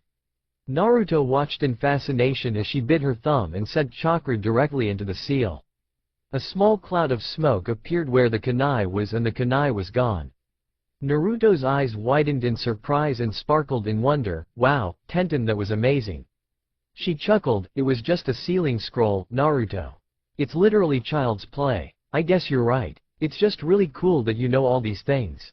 You're like the coolest girl I know. Really, you think I'm awesome." She blushed at his praise and shyly looked away. "Yeah, but you're still a really big nerd though. Thanks for nothing, you little twerp," she said as she punched the back of his head. "You didn't have to hit me so hard," he said as he rubbed the back of his head with comical waterfall tears running down his face. "Well, I guess that's all you need to know about scrolls. But since I did you this favor, I want you to tell me how you did all those D ranks so quickly." Naruto sighed. Alright, I guess I could tell you my secret." He made a hand gesture for her to come closer, so that he could whisper into her ear. "I used the shadow clone jutsu." Tenten backed away in surprise. What? I thought that jutsu was only for the jonin and higher-ups." Naruto giggled at his friend's surprise. "It's a long story, but yeah, I know the jutsu." Tenten stood there gaping at the blonde-haired boy. She then playfully glared and said, "Yeah, right. I believe it when I see it. You don't believe me, huh? Shadow clone jutsu." He formed the cross-like hand sign and created 150 clones. Unfortunately, they were still inside the store, which caused them to become cramped inside. Many of them were constantly yelling, "Undo the jutsu! Undo the jutsu!" Naruto undid the jutsu, only leaving him and Tenten standing inside the store. They both sighed in relief and Tenten said, "Okay, I believe you now. Looks like I still need to work on my chakra control," he said. "Hey, how do you even have that much chakra in the first place? I know for a fact that the shadow clone jutsu costs a lot of chakra. Yet, you made that many and you're not even winded," she questioned. "I don't know why, but I was born with unnaturally large reserves," he lied. Although he was unaware of it, the Uzumaki clan members were all born with large reserves. He knows of his clan's existence, but the only information he has on them is the secret location of the mask storage temple. Tenten shrugged. "Makes sense, I guess. Anyways, let's go to the counter, so you can pay for your equipment." Naruto was walking towards training ground number 7 with a wide smile on his face. He was happy, because he was able to see his friend Tenten again. They always had nice conversations, and it made him happy that he could talk with someone around his age that didn't strongly dislike him. His thoughts then trailed to Shikamaru and Choji. He knew that they were generally nice people. He could say that they would hang out every now and then. But at the same time, he wouldn't say they were close. Still, he was grateful for their consideration of his feelings. Naruto stopped walking when he saw a man standing in the middle of his path. The man was facing the other way, but he was wearing black jacket, orange pants, black ninja sandals, and a red sash with the Uzumaki swirl on his left arm. He had short, blonde, spiky hair, almost the same as his own. "Excuse me sir, but are you lost?" Naruto asked. The man turned around and looked Naruto in the eyes. The man's similar shining blue eyes stared into Naruto's own. Naruto's eyes widened in surprise until a bright light obscured his vision. Naruto opened his eyes only to find himself in his own mindscape. He was confused as to why he was here and who that mysterious, familiar-looking man was. "I'm sure you have plenty of questions I want to answer," the mysterious man said, surprising Naruto from behind. Naruto turned around, faced him, and scowled. "Who are you?" Naruto asked. "I'm you," the man simply answered. Are you from the future?" The man laughed before smiling. "No, I'm not. I used a jutsu to come from another dimension." "Why would you do that?" "I was bored." "So you decided to jump to a different dimension, because you were bored?" "Yeah, I did. My world was at peace, so the crime rate started to go down. I would have spars every once in a while, but it still didn't feel like the real thing." "Oh, so you came to my dimension to fight bad guys?" "Well, that's not the real reason that I'm here. You see, in my dimension, Kakashi-sensei became the Hokage, and I know that he's going to make me his predecessor. Luckily, Kakashi-sensei told me the horrors of paperwork and the bullshit of being the Hokage. I'm here now, so I can get out of the work. Well, I can't let you just roam around the village. People will start questioning me and I might be labeled as a threat. I have a solution to your problem," Goshinki said, causing the two flinch in surprise. "Goshinki, don't scare us like that," Naruto exclaimed. "What the hell are you?" the older blonde-haired boy exclaimed. "He's a demon that used to roam the earth. He was constantly looking for people that could help him become more powerful. He found me and we opened up a partnership that benefits the both of us." "So, you made a deal with a demon?" "Yep. Damn, you're definitely more power-hungry than I am. Anyways, what did you have in mind, Goshinki-san?" "I suggest that you both merge. It could give him more power and chakra, and give you the opportunity to stay hidden away. Everyone gains something in this situation. I guess that would work." "How do we merge, Goshinki-san?" the older Naruto asked. "All you have to do is make contact and focus on his chakra." Naruto nodded, grabbed the boy's shoulder, and closed his eyes in concentration. He stood there for a few moments, until he opened his eyes and a bright white flash exploded throughout the entire mindscape. Naruto opened his own eyes as he looked down at his hands and clenched his fist. He felt as though he had enough energy to run around the elemental nations 3 times. He looked up and saw something that made him almost soil his undergarments. In front of him were all 9 of the tailed beasts locked up in their own cages. He recognized them from a book that one of his clones read. The part that confused him was why they were inside of his body. "Where are we?" the Yonbi asked. "I'm not sure, but it seems slightly familiar," said the Gobi. What the hell is going on here?" Naruto yelled. All of the tailed beasts turned their attention to Naruto with looks of utter shock. "We're back here again. I hate this stupid, fucking sewer," shouted the Nibi. "Were you guys inside of the other, me, from the other dimension?" "I am sure I can shed some light on this," the Kyuubi said. The 9-tailed fox explained to other tailed beasts the reason that Naruto jumped to another dimension. Instead of becoming angry, all of the tailed beasts began to laugh. They stopped laughing after a while, and turned their attention back to the Kyuubi. "Can you explain why we're here, though?" asked the Hachibi. The Kyuubi nodded. "There were remnants of your chakra inside of the other Naruto. When he merged with Naruto, the Kyuubi that already resided here merged with me. When I combined with my chakra overloaded and merged with your chakras, and now you're all formed inside of his mindscape. Also, when my chakra overloaded, Naruto's chakra reserves grew. So with all of you here, the boy's chakra should be through the roof." Naruto looked at the Kyuubi in shock before he yelled, "Takashi!" Naruto saw Takashi flying towards him at high speeds before he stopped directly in front of him. He then looked at all of the tailed beasts and said, "Oh shit. Takashi, they'll explain to you later, but right now I want to ask you how much chakra we have. Don't measure them in units, but by the amount of shadow clones we can create. Go back the chakra tank located near the databanks and come back when you're finished." "Yes, sir," Takashi yelled as he began to sprint back to the Mindscape base. Naruto looked at his right arm and poured chakra into the seal on his arm. After that, Goshinki appeared before him. "What do you need?" Goshinki asked. Goshinki, I'm assuming you can feel the surge of power coming from the hatred of the tailed beasts? Goshinki nodded. Good, I want you to direct all of that power to my chakra, not just my muscles. I don't want to end up looking like a giant. It would raise a lot of suspicion and I just can't handle that right now. Goshinki nodded once more and teleported to Naruto's chakra tank as well. Who was that guy? Asked the Kyuubi. I'll explain later, but right now. Boss, I'm back with the results, said Takashi looking absolutely frantic. What's the status? Sir, the amount of shadow clones that we can create is over 6 million. Naruto's jaw was dropped low enough to sweep the floor, and his eyes were popping out of his head. Goshinki took this time to teleport back to Naruto. Actually, make that over 12 million due to the amount of hatred of all 9 of the tailed beasts. Congratulations, you now have more chakra than you know what to do with. Naruto was shouting and jumping for joy around his mindscape. He was excited to have this much chakra, because he knew that he would have enough chakra to fight for days. But, boss, your chakra control is completely shot. We'll need to train our butts off before you decide to use a super powerful jutsu.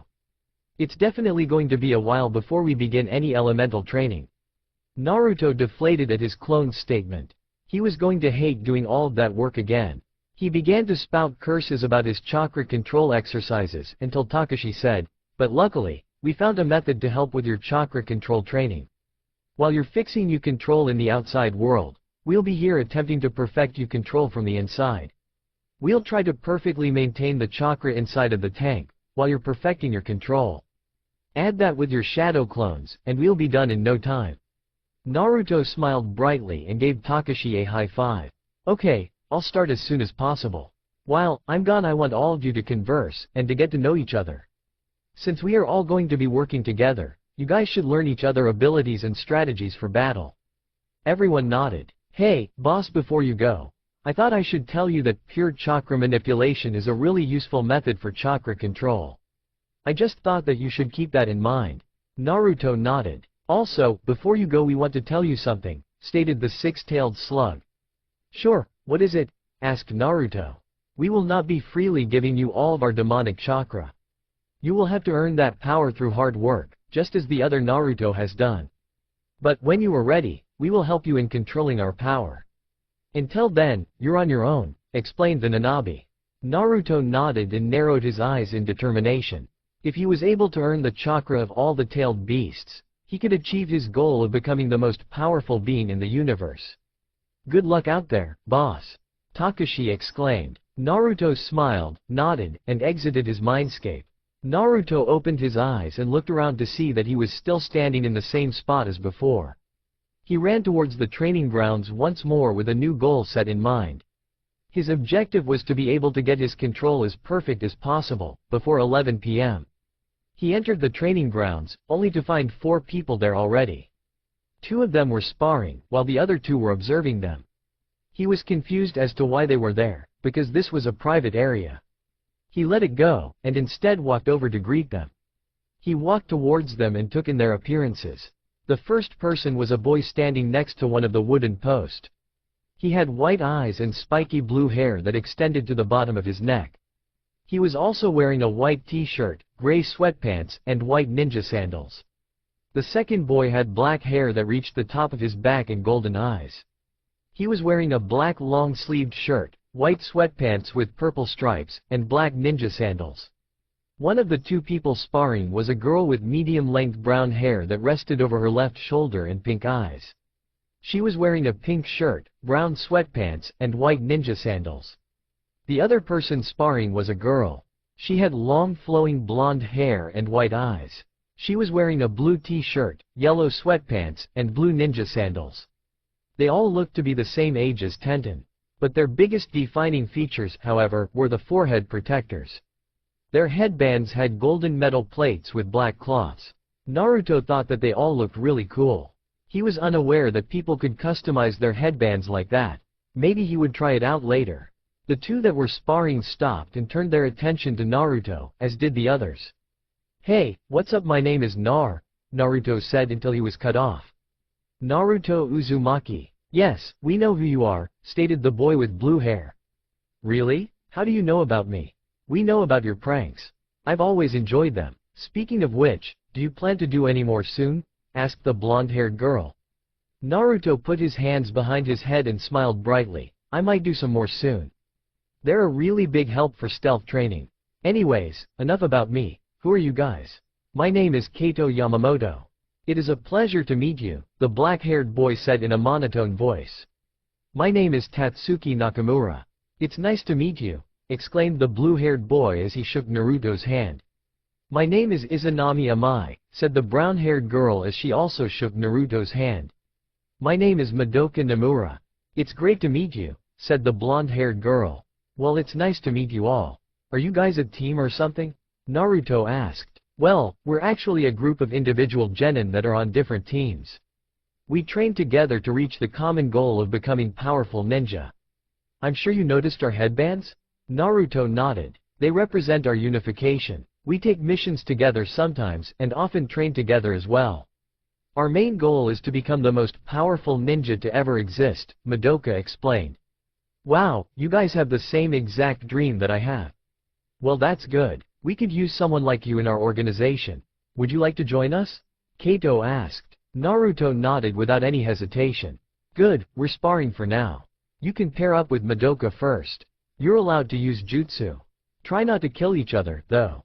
Naruto nodded once more and stood next to Madoka. Madoka was standing on one side of the clearing, while Naruto was standing on the other. Izanami was standing in the middle of the clearing, while holding a handkerchief. Are you both ready? She asked. The two nodded and Izanami let go of the handkerchief. It was ever so slowly falling towards the ground. Izanami jumped back and looked at the handkerchief. As soon as it touched the ground, Madoka and Naruto sprinted towards each other. They met in the center of the clearing and began trading kicks and punches. Naruto threw a punch towards Madoka's stomach, but she avoided it by jumping back. She sent a kick towards Naruto's chest and it connected. She elbowed him in the chest and punched him in the jaw, sending him skidding backwards. Naruto was trying to follow her quick movements, but she was too quick. She was able to get beside him and sent a roundhouse kick to his back. He was sent tumbling towards the ground and stopped in the center of the clearing. Naruto got up and knew that he had to pull out all of the stops to defeat Madoka. He released his chakra weights and sprinted towards Madoka. Madoka was surprised at his newly developed speed until Naruto sent a powerful punch towards her stomach. She hunched over and Naruto sent his right knee to her forehead. He felt a small pang of pain from connecting his knee with her forehead protector, but he ignored it. Madoka's head was sent upwards and he sent an uppercut to her chin. She received the blow and was sent into the air. Naruto was feeling confident until she did a backflip in the air and landed on her feet gracefully. She had a small trickle of blood trailing from her mouth and wiped it off. She smirked and playfully glared at Naruto. You're a lot better than people have given you credit for, she said. He smirked at her compliment until she said, but it will be a long time before you can beat me in a spar. Madoka also had gravity weights on. The difference between Naruto's and her weights were that she had more chakra distributed into her weights than him. She was also naturally faster and quicker than Naruto, which gave him a large disadvantage. Madoka only released half of her chakra from the weight seals on her wrists and ankles. Madoka vanished from her spot and appeared in front of Naruto with her arm cocked back. Naruto was too slow to react to the powerful punch that she delivered to his left cheek. He was sent flying into a tree and almost lost consciousness. He got up on his hands and knees with blood flowing down his chin. He looked up only to see Madoka crouching right next to him. She smiled at him and lightly poked his face. He looked shocked for a moment until he smirked. They both got up and dusted themselves off. The other three genin walked towards them and congratulated them. Although you need some work done, you're not bad. The fact that you were actually able to land a few hits on Madoka as a rookie is an achievement. Most rookies don't even come close to causing us any harm. But anyways, are you free for training tomorrow? Asked Kato. I wish, but I have my first lone C-rank mission tomorrow. The blonde-haired boy exclaimed. The four veteran genin were baffled by what he said. How is that even possible? You just became a genin less than a week ago. Surely, you couldn't have done that many D ranks in such a short amount of time. Madoka yelled. Actually, I did. I can use the shadow clone jutsu, so I can do D rank missions in a short amount of time. Not only that, I can send squads of clones to do other missions while I'm doing one. It's actually a very good setup. I've already made a transition from being lower to upper class, Naruto explained. The group looked at him with wide eyes before they all smiled. Well, I guess I should get going. My mission starts in 2,300 hours, so I guess I'll see you guys later. He smiled and waved at them before he walked out of the training area. Naruto was standing in front of a large waterfall inside of a large forest. He was standing in front of waterfall with his fingers crossed. He closed his eyes and concentrated on his chakra. He was hoping to create a small amount of shadow clones, so the forest wouldn't be too crowded. After a full minute of concentration, there was a giant shroud of smoke that covered almost the entire forest. Naruto's eyes were practically bugging out of his eyes, and the other clones were looking around and began to talk with each other. Naruto regained his composure and decided to talk with Takashi. Takashi, how many shadow clones did I create? Naruto asked. You ended up creating 10,000 clones, Takashi calmly replied. I won't be able to finish my chakra control training today, won't I? Well, it determines what your goal is for today, sir. I want to at least bring down my lowest number of clones to only 5. By my calculations, you have an estimated 6 out of 100% chance of achieving your goal. Damn, that really does suck. Don't worry, boss, with the help of the shadow clones on the outside and the others inside the Mindscape, we can improve our chances of completing our goal. Okay, well I guess I better start now, if I want the chance to actually get this done. Naruto looked at all of his shadow clones and sent them all a mental message saying, alright, I want all of you guys to separate into groups of 50. That should amount to 200 different groups. After you have all gotten into your groups, I have a small board that has various jobs that we can separate into. The jobs that I have listed are waterfall walking, water walking, tree walking, leaf balancing, information gathering, D-rank missions, house renovations, construction, village mapping, spying, and finally the squad that will be eligible for traveling with me on the C-rank mission. Those that have decided to travel with me, please prepare for tonight. I will be focusing on chakra control training with the other clones. Also, I want all of you to decide who the leader of the group is going to be. I don't want there to be any fighting. This is a serious role that can only be given to the best amongst you. The leaders will be listing their squad's assignments. Remember, each assignment will have up to 20 groups. You will all report to me at your group's given times. Be careful, be safe, and kick ass out there. After his long explanation, all of the clones cheered and organized themselves into their groups. Naruto turned around and began to walk towards the waterfall, until he heard, "Are you really this stupid?" An angry voice yelled. Naruto jumped in surprise, only to see Iruka standing above him. "Oh hey, Iruka-sensei.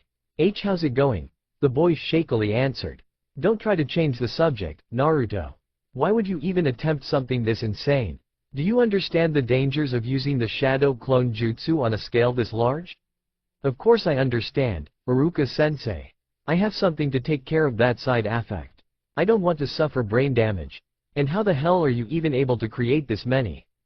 I know for a fact that you poured all of your chakra into the shadow clone jutsu when you fought Mizuki. So how is it that you can summon this many and not even get slightly winded?" Naruto had no excuse ready to counteract his theory. He could tell Iruka that he found an exercise to increase his chakra capacity, but that would be absurd. There are no exercises that can increase one's capacity by this much in such a short amount of time. He couldn't think of anything to use as a lie, without raising suspicion about the Kyuubi, so he knew he had to tell Iruka the truth. "Sensei, can you keep a secret?" Naruto asked. Iruka sighed. "Naruto, what did you do?" Naruto waved his hands frantically. "I didn't do anything wrong. I just want you to listen to my story. But I want you to promise me that you won't tell anyone. You can't even tell Hokage Gigi." Alright. What's this big secret that you wanted to tell me about? I'm sure it can't be that bad, right? Naruto proceeded to tell Iruka the truth about his future self and the Naruto from the other dimension. Throughout the entire explanation, Iruka was gaping and had wide eyes. He almost fainted, but he stayed conscious. He was checking Naruto's facial expressions the entire time for any signs of lying. Unfortunately for Iruka, there were none. Once Naruto finished his explanation, Iruka looked exasperated. "Why didn't you tell anyone about this, idiot?" Iruka yelled. I wanted to keep it as a secret, so I couldn't raise any suspicion about the Kyuubi. And besides, I don't want the entire village to know that I have this much chakra. People would have access to one of my greatest secret weapons for fighting, and they would try to find ways to counteract it. Not only that, but the villagers would start getting even more wary of me. I don't need the villagers thinking that I'm becoming too powerful. They will assume that I've been taken over by the Nine Tails, and they'll end up trying something crazy. Naruto explained to Iruka. Okay, you have a deal. I won't tell anyone about this, but you need to be careful. But I have one last question. How are you able to organize all of your shadow clones' memories? I set up clones in my Mindscape to do that. That way I can summon as many clones as I want, without suffering the consequences. Iruka smiled and said, that was very resourceful, Naruto. I'm proud that you were able to use your almost non-existent brain for once. Naruto cursed Iruka for his snide comment. The blonde-haired boy then looked at Iruka with a serious expression and asked, Hey, Iruka-sensei. Do you want to live with my Ayame-chan, Tsuchijiji, Misa Obaa-chan, and me? I'm building a mansion soon, and I'm assuming that it will be halfway done by the time I get back from my C-rank mission. You're building a mansion? How much land are you planning to get? I'm going to buy at least 40 acres worth of land. I've seen the landscape, and it has a decent-sized lake behind it too. But then again, after I took the amount of land I have into account, it's not really that big. I'm planning to make more buildings around it, but I just wanted to make this my starting point. We could also use your help on building the house. We need your help with measurements and other things like that. What do you say, Iruka-sensei?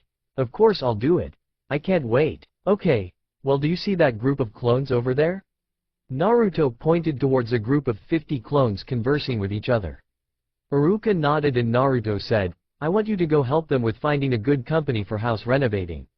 I'm sure with your help, everything will go smoothly. You got it, Naruto. I'll see you at the main gates before you leave for your mission, Iruka said as he walked towards the group of clones. Naruto nodded and went back to his waterfall walking training. Kakashi walked up to Sasuke and Sakura to start their usual routine for the day. One-on-one sparring and one D-rank mission, and was greeted by Sakura's usual response, you're late. Kakashi sheepishly looked at Sakura and said, I would have gotten here sooner, but there was a maniac running around the village with no clothes on and someone had to stop him. That's the worst excuse that I've ever heard. And I can see you not trying to laugh behind your book. She yelled as Kakashi silently chucked. Sakura then looked at her sensei worriedly, wait, if you're here then where's Naruto? Kakashi looked at her and said, he's probably getting ready for his C-rank mission. Sasuke angrily glared at his sensei and yelled, how the hell was he allowed to do a C-rank mission before us? I'm a lot more capable and smarter in combat situations. I've trained this much, only to get shown up by the dead last. Kakashi kept his nonchalant demeanor and replied, Sasuke, Naruto was only given the mission due to the amount of D ranks he was completing in such a short amount of time. Hokage-sama gave every genin the privilege to reach a certain goal of D rank completions within a certain amount of time. What are the requirements? Well, a genin must complete at least 500 lone D rank missions within a week's worth of time. Sasuke looked utterly shocked and disgusted. That's not even possible for just one person. I'll need to go to the hospital for chakra exhaustion before I can even do the mission. Not only that, but I'll have to complete the missions in a very short amount of time. Well, it wasn't impossible for Naruto to reach. He was able to reach the goal in only a few days. He basically broke the record. Did you see the amount of shadow clones he had out there? He's a chakra monster. He has more chakra than me, you, and Sakura combined. Well, I would teach you the shadow clone jutsu to you for assistance. Unfortunately, there is a reason why the jutsu is only accessible to higher-ups. Sasuke, if you even try to summon one clone, you will die from chakra exhaustion. Sasuke looked at Kakashi with a shocked expression. He couldn't believe that a jutsu could cost that much chakra. But the bigger question is Naruto's ability to summon so many and not even get slightly winded. Sasuke sighed, alright, I'll just have to do them without shadow clones. I promise that by next week, I will complete that goal. Kakashi nodded, well, I wish you the best of luck. Anyways, I'm guessing that we should start with our daily routine. Since Naruto isn't here, I want you two to spar against each other. I will observe and point out your flaws. The two genin nodded and walked towards the clearing. Naruto was kneeling and panting on the ground. He was looking at the waterfall with a large smile on his face. The teamwork of his shadow clones worked wonders, as they were able to complete the water walking exercise. The clones telepathically transferred their information to the others and resumed to perfect their water walking. With the information from the water walking clones, the tree walking clones were able to complete their task in a matter of minutes. Naruto and his waterfall walking squad were 95% up the waterfall, and the leaf balancing squad was able to stick 2 leaves to their forehead. Things were definitely going a lot better than he originally planned them to. After only 15 minutes, he and the waterfall clones completed their task. Naruto was standing at the top of the waterfall and all of the clones below were chanting, "Speech! Speech! Speech!" Naruto looked at his clones and chuckled. It was refreshing to see himself acting in such a manner. He guessed he could give them all a speech for their hard work. Well, I'm not good at speeches, but I want to get some things on my chest that I want to air out. I want to say that we did this. We were faced with a difficult challenge with such a short time limit, and we tackled that challenge. But I couldn't do this alone. You are the reason that I was able to overcome this task. I want to say is thank you for all of your hard work. I look forward to any future projects that we have, and I know that we will be able to accomplish our goals in record time. Naruto exclaimed. All of the clones were cheering very loudly and celebrating their accomplishments. I'm sure all of you are exhausted by now, let's take a break. All of the squad leaders may now discuss the next task for their squads. I will be having a brief discussion with Takashi. So, this is what your training methods are? Asked a female voice behind Naruto. Naruto turned around only to see Izanami standing there staring at him curiously. Well, I'll admit that it is unheard of. But as you can see, the method definitely works. Although, I wouldn't try it if I were you. Yes, I am well aware of the chakra cost of the shadow clone jutsu. But there is a question that I would like you to answer. Why are you able to summon this many shadow clones?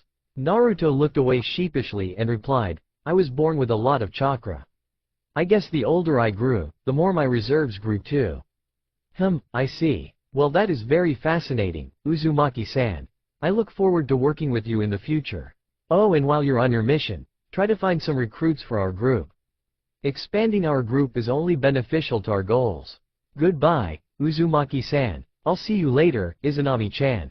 After Izanami left, Naruto went back to communicating with Takashi. Takashi, are you there? He asked. Yeah, I'm here, boss. I was just celebrating with the other guys. I can't believe we actually achieved all of this in one day. I was surprised as well. But overall we had a really productive day. Well, I have more good news for you. What is it? Well, I sent some scouts to search some things around the Mindscape. They reported that they found a scroll. What was in the scroll? It was a jutsu. I'll tell you about the jutsu in a second, but the other clones and I ran a diagnostic on what's going on. We believe that the other Narutos that you merged with have been sending us jutsu. I think they're sending us one jutsu at a time, but this is something to get excited about, boss. We don't even need Kakashi-sensei to teach us. With the other 2 bosses giving us jutsu, we now have alternative methods to gaining new abilities. Naruto was very excited about this new development. In fact, he was so excited that he sent the mental message to all of his shadow clones. Takashi face-palmed at his boss's antics. Naruto could once again hear his clones cheering loudly and discussing over training regiments with their squads. Hey, what's the name of the jutsu anyways? It's called the Eternal Clone Jutsu. It was actually created by future Naruto and he classified it as an S-rank jutsu. The description says the jutsu can create clones that are as durable as an actual human being. It also says that you can use this jutsu on already existing shadow clones, and that these clones can create their own eternal clones. Even shadow clones are able to use this jutsu. Lastly, if the user of the jutsu dies, the eternal clones will stay. So if a shadow clone dies, the eternal clone can take his place? This jutsu is ridiculously overpowered. Yeah, this jutsu definitely wouldn't be good in the wrong hands. I think we need to work on perfecting all of our jutsu to the point of not needing hand signs. I also had another idea about perfecting our chakra shape manipulation. It will help with our chakra control and we'll be able to make attacks made out of pure chakra. I think that we should focus on converting all of our shadow clones first. Okay, boss, I'll leave you to your work. After the conversation, Naruto formed 1,000 shadow clones behind him. He ordered them to convert all of the squad leader clones into eternal clones. Before they left, Naruto announced that they should all divide into 5 separate groups. They all departed a few moments later and Naruto began to work on perfecting his transformation jutsu. It was currently 9 p.m. and Naruto, along with 10 other eternal clones, was in his apartment looking at a large map of Konoha. The map was drawn by his shadow clones after they finished mapping it out.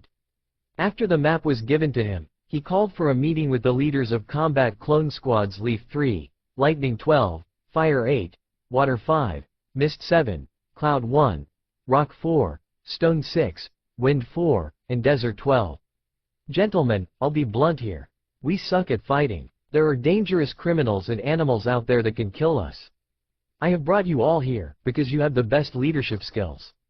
I need your help to get the traveling group organized and ready for any combat situations. I have been observing you all ever since we started training. I know your specialties and I will put you in the formation according to your squad's skill sets. Lightning 12 will be placed at the mid-front, Fire 8 will be at the northeast, Desert 12 will be placed at the northwest, Leaf 3 will take the outer right, Stone 6 will take the outer left, Water 5 will be at the mid-back, Wind 4 will be placed at the southeast, Mist 7 will take the northwest, Cloud 1 will be placed at the inner right, Rock 4 will take the inner left. I will personally create my own squad of shadow clones when I get there. I want us to all rendezvous outside the village walls, so make sure to disguise yourselves before you exit the village.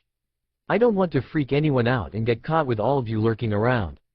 I want you all to consult with your captains, and have the sergeants organize everyone for our departure. That's all for now, you are all dismissed, Naruto commanded. Yes, Commander, they responded in unison. The leader of the squad Blaze 2 of the Naruto Clone Spy Network was currently monitoring a large dome, which was currently under construction, from the top of a building. He was carefully observing all of the guards and workers around the secret location. He had his squad near him in other locations around the construction site. Instead of waiting, the clone decided to go and ask one of the guards about their secret project. He jumped down into an alleyway and used his wide jutsu to try and seduce the guard. He made sure to get rid of the whisker marks so that his cover wouldn't be blown. His clothes were also transformed into a short, scanty, purple dress. The clone seductively swaggered toward the guard with a purse in her hand. She walked past him and pretended to drop her purse. "Oh, how clumsy of me," she exclaimed with a sly smirk. She bent over and began to wiggle and flaunt her assets in front of the guard. She could see that the guard was giving her his complete and absolute attention. "Do you need any help, miss?" he asked while he was completely hypnotized. "Not really. But can you please tell me what this building is here for?" she asked. She placed her finger on his Jonin vest and began to make circling motions. "I know a big, strong man like you knows what's going on." "No, it's not my place to tell." "Are you sure? I have a lot of friends. Female friends, to be exact." She could literally see hearts in his eyes as he said, "The building is going to be used for the Genin leadership exams." "What's the Genin leadership exams?" "It's a new examination process for Genin. If a Genin passes the exams, there are 3 different ranks that they can earn: Genin Squad Leader, Genin Sub-Leader, and Genin General. This exam is currently exclusive to Konoha due to Hokage-sama creating the idea a month ago." Okay, that's all I needed to know. "Thanks, mister," she said as she winked at him. The man fainted, and she jumped onto the rooftop of a nearby building. She transferred her information to Naruto and ran towards her squad member's location. Naruto was just outside of the village walls, surrounded by 30 shadow clones, when he suddenly received memories from one of his spy clones inside the village. His eye twitched in annoyance when he discovered his clone seduced a guard into giving him information. However, he supposed that it was a good method into getting information from someone. Plus, he couldn't be angry, because he created the Waijutsu in the first place. Naruto and his group of shadow clones reached the forest and located the rest of the traveling group. They all got into formation and proceeded to travel through the trees. Naruto knew that they had to be extra careful to not be seen. If they were spotted, the large army of clones could be mistaken as an invasion force. After 2 hours of traveling, Naruto received an update from the leader of the house renovation clones. It seems that the clones bought the 40 acres of property, as they were instructed to do, and the construction crew would be ready to start construction at 5 a.m. Everything was going according to plan, so he ordered those set of clones to rest. After another hour of traveling, one of Naruto's clones spotted 3 bandits traveling on the road, while carrying large sacks over their shoulders. He mentally ordered his clones to hide and observe. "Listen, everyone, we are going to attack the bandits below. I want 16 of you to help me. And remember, we are going to use non-lethal methods." The clones nodded towards him and he leapt into action. Naruto landed in front of the bandits, and the 3 bandits stopped in their tracks. They dropped their sacks and pulled out their clubs and knives respectively. Naruto pulled out 2 kunai knives. "Who the hell is this kid?" said one of the bandits. "By that headband, I'm guessing that he's a leaf ninja. It looks like we're in for a fight, boys." The 3 men smirked maliciously at Naruto and sprinted towards him. Naruto got into his defensive stance and watched as 16 clones leapt out of the trees. The bandits' smirks fell from their faces as they were attacked by his shadow clones. One clone landed on a bandit's back and put him in a chokehold. Another clone drop-kicked one of them in the face and further engaged him with taijutsu. Naruto was busy taking on the last bandit alone. The man swung his club towards Naruto's head, but he dodged it and kicked his stomach. The bandit sent a punch towards him, but he blocked it and countered with a punch of his own. He was sent skidding back a few meters before he released a frustrated snarl. He roared as he charged forward with his club. The angry man swung his club towards Naruto and landed a hit. He smirked until he saw that he hit a log. A clone snuck up behind him and drove a kunai into the man's calf muscle. He screamed in pain and Naruto stuck another kunai into his other calf muscle. The man screamed louder and passed out from sheer agony. Naruto looked around and saw that his clones knocked out one bandit and tied ninja rope around the other. He was the only one conscious, so decided to interrogate him. Naruto walked up to him and said, "All right, I am going to ask you a few questions and you're going to answer them. Do you understand?" The fearful man nodded. "Good, so how many of you are there? And don't lie. There's a lot of us in a camp up north. It's not far from here. It's only 3 minutes away, if you walk. Please don't kill me," the man stated. Naruto looked at the man and knocked him out with a punch. He told his clones to look in the bags. They found at least 80,000 ryo in each sack, which was a total of 240,000 ryo. Naruto thought about keeping the money for himself, but he decided to use his money for an idea he had. He sealed the sacks of ryo in a scroll and traveled north with his clones. Naruto was perched in a tree and gazed upon the bandit camp in the clearing below. They had a lot of tents around campfires and a large amount of male and female bandits walking around. They were all walking around and talking with each other. Naruto thought this was a good time to attack, while they're all distracted. He knew that the number of clones he had wasn't going to be enough to match their numbers. "Okay, I want all of the squad leaders to activate the animation jutsu to give us cover. And I want one of you shadow clones to stay back and cover us with the landscape jutsu. I'll be on the forefront with the rest of the clones. And remember to stay hidden. I want the rest of you to get into zone coverage tactic 14.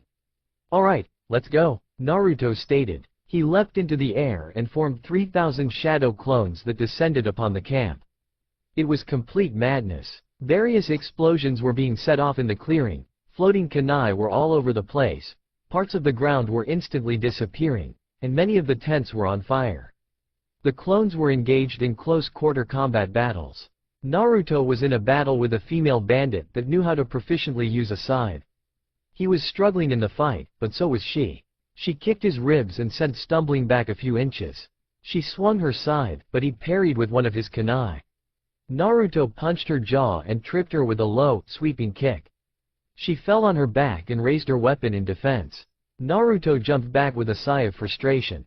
She quickly rose to her feet and began to breathe heavily.